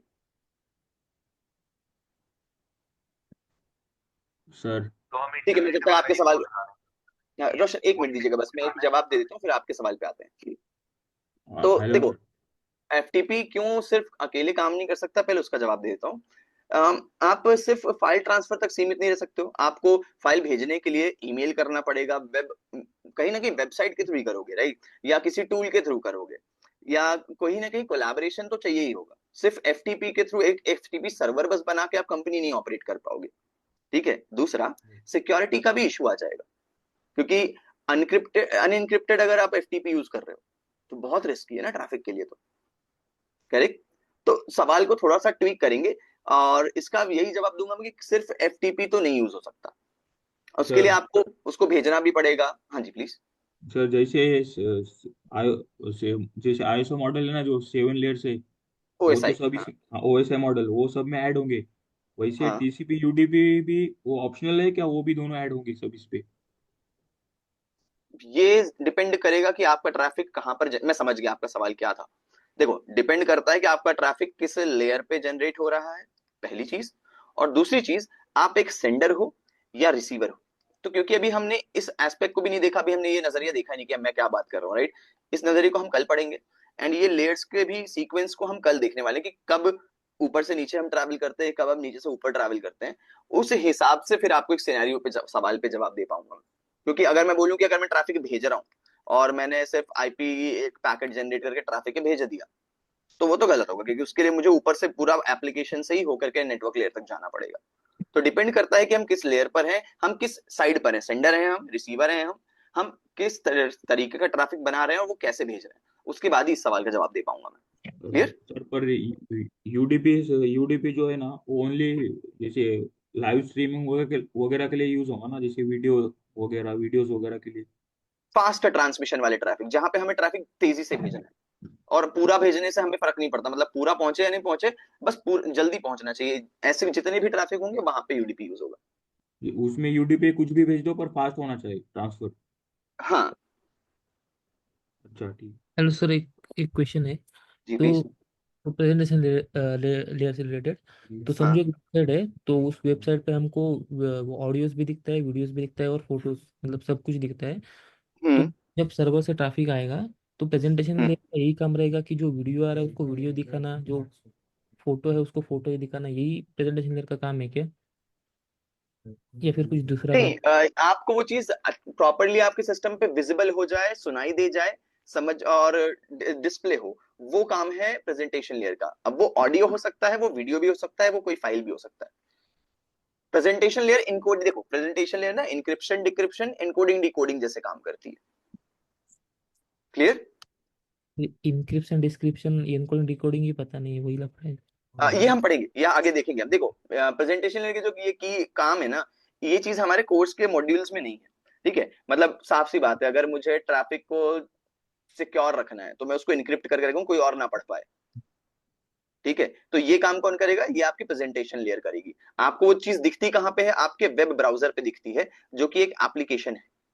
और ये वेब ब्राउजर जो कि एक एप्लीकेशन है, ये एप्लीकेशन लेयर का भी उपयोग करता है। एप्लीकेशन लेयर से ट्रैफिक प्रेजेंटेशन लेयर का भी उपयोग करेगा, और प्रेजेंटेशन के लेयर के अलावा सेशन का भी यूज करेगा। ये सभी लेयर्स का यूज करने के बाद ही एक वेब ब्राउजर के अंदर आपको आपकी चीजें जिस तरीके से आप देखते हो वैसे दिखाई देती है। ये इन सर सभी तो चीजों को हम पढ़ेंगे। देखो, इन सभी चीजों के बारे में अच्छे से एक्सप्लेन करने के लिए हमें थोड़ा सा पहले सारे मॉडल को पूरा फिनिश करना होगा, क्योंकि मैं बीच बीच में ना मतलब आगे के टॉपिक बता दूंगा तो कुछ लोग और कंफ्यूज हो जाएंगे, इसलिए मैं कुछ आपके सवाल अवॉइड भी कर रहा हूँ। एंड हम इन चीजों को समझने के लिए ना वायर शार्क जैसे टूल्स का यूज करते हैं, पैकेट कैप्चरिंग टूल्स होते हैं, वहां पे आपको इन लेयर्स का ट्रैफिक का सेग्रीगेशन भी समझ में आएगा कि असल में डेटा कैसे होता है। ओके गाइस, ना अभी हम लास्ट सवालों की तरफ मूव करेंगे। यस कौशल सर हम जब नेटवर्क इंजीनियर की बात करते हैं आफ्टर सीसीएनए के बाद, जी। तो आपने बताया जैसे नेटवर्क एक इम्प्लीमेंट करना मीन्स स्क्रैच से पूरा नेटवर्क बनाना, और नेटवर्क को मेंटेन करना और ट्रबल शूटिंग करना, यस, ये तीनों टॉपिक्स डिस्कस किए। मीन्स नेटवर्क इंजीनियर का मेन फील्ड मतलब कौन से वर्क में होता है इन तीनों में से?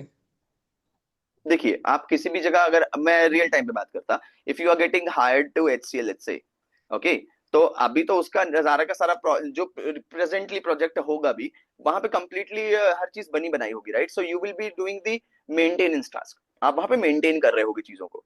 हो सकता है कभी ऑप्टिमाइज करना पड़े या ट्रबल शूट करना पड़े, ट्रबल शूटिंग सबसे मेन चीज होती है। हाँ, कोई बहुत ही नया प्रोजेक्ट आया, कोई कंपनी माइग्रेट कर रही है अपने पुराने नेटवर्क से एक नए नेटवर्क टेक्निक की तरफ, तब आपको वहां पे हर चीज को वापस इंप्लीमेंट करना पड़ेगा। सर एक क्वेश्चन था सर लास्ट। जी प्लीज। सर जैसे वो साइबर सिक्योरिटी में देखो सर, ट्राई हैक में उस पे रियल टाइम अपन प्रैक्टिस कर सकते, हाँ जी, मतलब सेटअप रहता है, कुछ प्रॉब्लम आया तो उसको सॉल्व करने का, तो ऐसा करेक्ट। सीसीएनए करने के बाद ऐसा कुछ है क्या? जैसे अगर मैं सीसीएनए मैं किया। दूंगा आपको, आपको पूरा का पूरा सेट मिलेगा। हम अभी क्या, अभी पहला हफ्ता देखो गाइस, मैं सच बताऊं ना, फर्स्ट वीक थोड़ा बोरिंग होगा आप लोगों के लिए, क्योंकि सर थ्योरी मतलब कैसा चलेगा। मालूम है क्या, अगर हाँ सीसीएनए हुआ, मेरे को जॉब हाँ नहीं मिल रहा है और मेरे को एक्सपीरियंस लेने का है, हाँ हाँ, जैसे कुछ कुछ स्टूडेंट रहेंगे वो ओनली इंटर्नशिप का भी ट्राई करेंगे विदाउट विदाउट पैसे के, सही बात है। तो हाँ उसमें रियल टाइम वर्क एक्सपीरियंस लेने का है ना हाँ हाँ। घर बैठे, तो उसके लिए क्या करना पड़ेगा? मतलब जैसे सीसीएनपी के तो लैब मिलेंगे, तो सीसीएनए का ऐसा कुछ है क्या उस पर प्रैक्टिस कर सकेंगे? सीसीएनए में भी लैब्स होते हैं, देखो बिना लैब की पढ़ाई है ही नहीं, ये हमारी जितनी भी पढ़ाई नहीं टेक्निकल पढ़ाई है। तो इसमें आप अगर सिर्फ थ्योरी पढ़ते रह जाओगे तो वो वही हो गया यार, जैसा पुराना एजुकेशन सिस्टम होता था ना, कि बस बता दिया मैथमेटिक्स में sine theta cos theta, like physics होता है, कहाँ इंप्लीमेंट करना नहीं पता, राइट? ये चीजें ऐसी नहीं होंगी, यहाँ पे आपको हैंड्स ऑन एक्टिविटीज के साथ ही पढ़ाया जाएगा। सर सर जैसे कि पैकेट ट्रेसर पे कोई नेटवर्क डिजाइन किया अपन ने, और वही सेम जी, रियल टाइम में सेम वैसे कॉन्फ़िगर करने का है, और उससे रियल जो रियल राउटर है ना उसमें अगर कुछ फॉल्ट आया तो वो कैसे समझेगा उसमें मतलब फॉल्ट है वो? वो हम सीखेंगे, वही उसी चीज की तो हम पढ़ाई करेंगे ना, मैं इसीलिए पढ़ाई मतलब को हम तीन हिस्सों में हाँ, कैटेगराइज कर रहे हैं। Yes sir. ठीक है, ओके। तो गाइज आज के लिए हम सेशन सर यहीं अगर रैप अप करेंगे। यस प्लीज, बोलो बोलो। जैसे मैं अभी करंट कंपनी में काम कर रहा हूँ, जी, तो वहां पे क्या है कि अभी कंस्ट्रक्शन वर्क चल रहा है, जिसकी वजह से ना सारा नेटवर्क सिस्टम हिलाया हुआ है। तो क्या जब हम नए इंस्टॉलेशन या नया एस्टेब्लिशमेंट जब करते हैं नेटवर्किंग का, तो उसके जो हार्डवेयर के वर्क होते हैं, जैसे नेटवर्क के वायर्स वगैरह, केबल्स वगैरह, सब कुछ राउटर वगैरह फिक्स करना, तो वो उसकी ट्रेनिंग भी हमें इसके अंदर मिलेगी। आपकी आवाज बहुत, बट जितना मैं समझ पाया आप शायद ये बोल रहे हो कि जब भी कंस्ट्रक्शन या कुछ भी होता है तो नेटवर्क में जो डाउन टाइम आता है उसे कैसे सुलझाते हैं, शायद यही सवाल है आपका। सुलझाते हैं, या फिर अगर मान लो कि शिफ्ट कर रहे हैं तो उसमें दोबारा सारी चीजों को माइग्रेशन, हम कैसे मैनेज करते हैं। ओके देखो, इसके लिए ना बहुत सारी चीजों को हम इनको ना प्रिवेंटिव मेजर्स कहते हैं। ठीक है, ताकि डाउन टाइम हो उससे पहले हम उसको अवॉइड करें, क्योंकि नेटवर्क में डाउन टाइम तो कोई भी एडजस्ट नहीं करेगा, कोई कभी भी नहीं एडजस्ट कर सकता, बहुत लॉस होता है, अरबों का लाखों का करोड़ों का लॉस होता है कंपनी की स्केल के हिसाब से। तो हम इसके लिए रिडंडेंट सिस्टम रखते हैं, हम शेड्यूल मेंटेनेंस करते हैं। हम डायरेक्टली कंस्ट्रक्शन पे जाएंगे ना, तो उसके पहले शेड्यूल मेंटेनेंस होता है। लाइक आप इन चीजों के लिए अलग अलग टाइम सीक्वेंस बना के रखते हो। आप नेटवर्क के फेल ओवर सिस्टम बनाते हो कि अगर एक फेल हुआ तो दूसरा चालू होना चाहिए उस दौरान। आप लोड बैलेंस करते हो। तो बहुत सारे अलग अलग डिजास्टर रिकवरी स्टेप्स होते हैं, बैकअप के प्लान्स होते हैं। उसके बाद ही कोई निर्णय, अगर आपने एक company thank you start sir. की उसके बाद आप बिना किसी स्टेप के नहीं जा पाएंगे। तो सॉल्यूशन है हर चीज का। ये सभी different thank you different sir. Solutions को पढ़ने के लिए ना खास खास कुछ पढ़ाइयां भी होती हैं। You welcome. तो गाइस, अलाउ करें तो आज के सेशन को हम यहीं पे रैप अप करें। Okay sir, good night. Okay, and good night thank sir. You so much for being a lovely audience यार। कुछ भी सवाल हैं तो अपने प्लीज आप पढ़ के एक बार याद रखें। एंड बीच में किसी ने व्हाट्सएप ग्रुप के लिए भी क्वेश्चन किया था, मैं एक बार सर से डिस्कस करके आप सभी तक वो इन्फॉर्मेशन पहुंचवा दूंगा। अगर बन गया होगा तो आप तक वो लिंक ऑटोमेटिकली आ जाएगा। Okay, right sir. तो सर वो सारी वीडियोस जो आपकी हो वो उसमें डालना जरूर सर। विद इन 24 आवर्स देखिए, है क्या ना, ये अभी रिकॉर्ड हो रहा है। ओके, रिकॉर्डिंग जैसे एंड करेंगे with in few minutes upload start होगा सर्वर पर। ओके ट्रैफिक बहुत ज्यादा है अभी तो मैक्स टू मैक्स स्टार्ट हम 24 आवर्स का रखते हैं, 24 घंटे में अपलोड आपको मिल ही जाएगा। ओके सर, ठीक है कभी सर। कभी जल्दी थैंक भी यू। मिल जाता है, don't worry, 24 is the maximum time. Okay sir. चलिए guys, thank you so much, have a very good night. And आज के टॉपिक्स को एक बार बस गो थ्रू जरूर कर लीजिएगा। Okay sir. Okay guys, have a nice evening, bye bye, good night. Good night.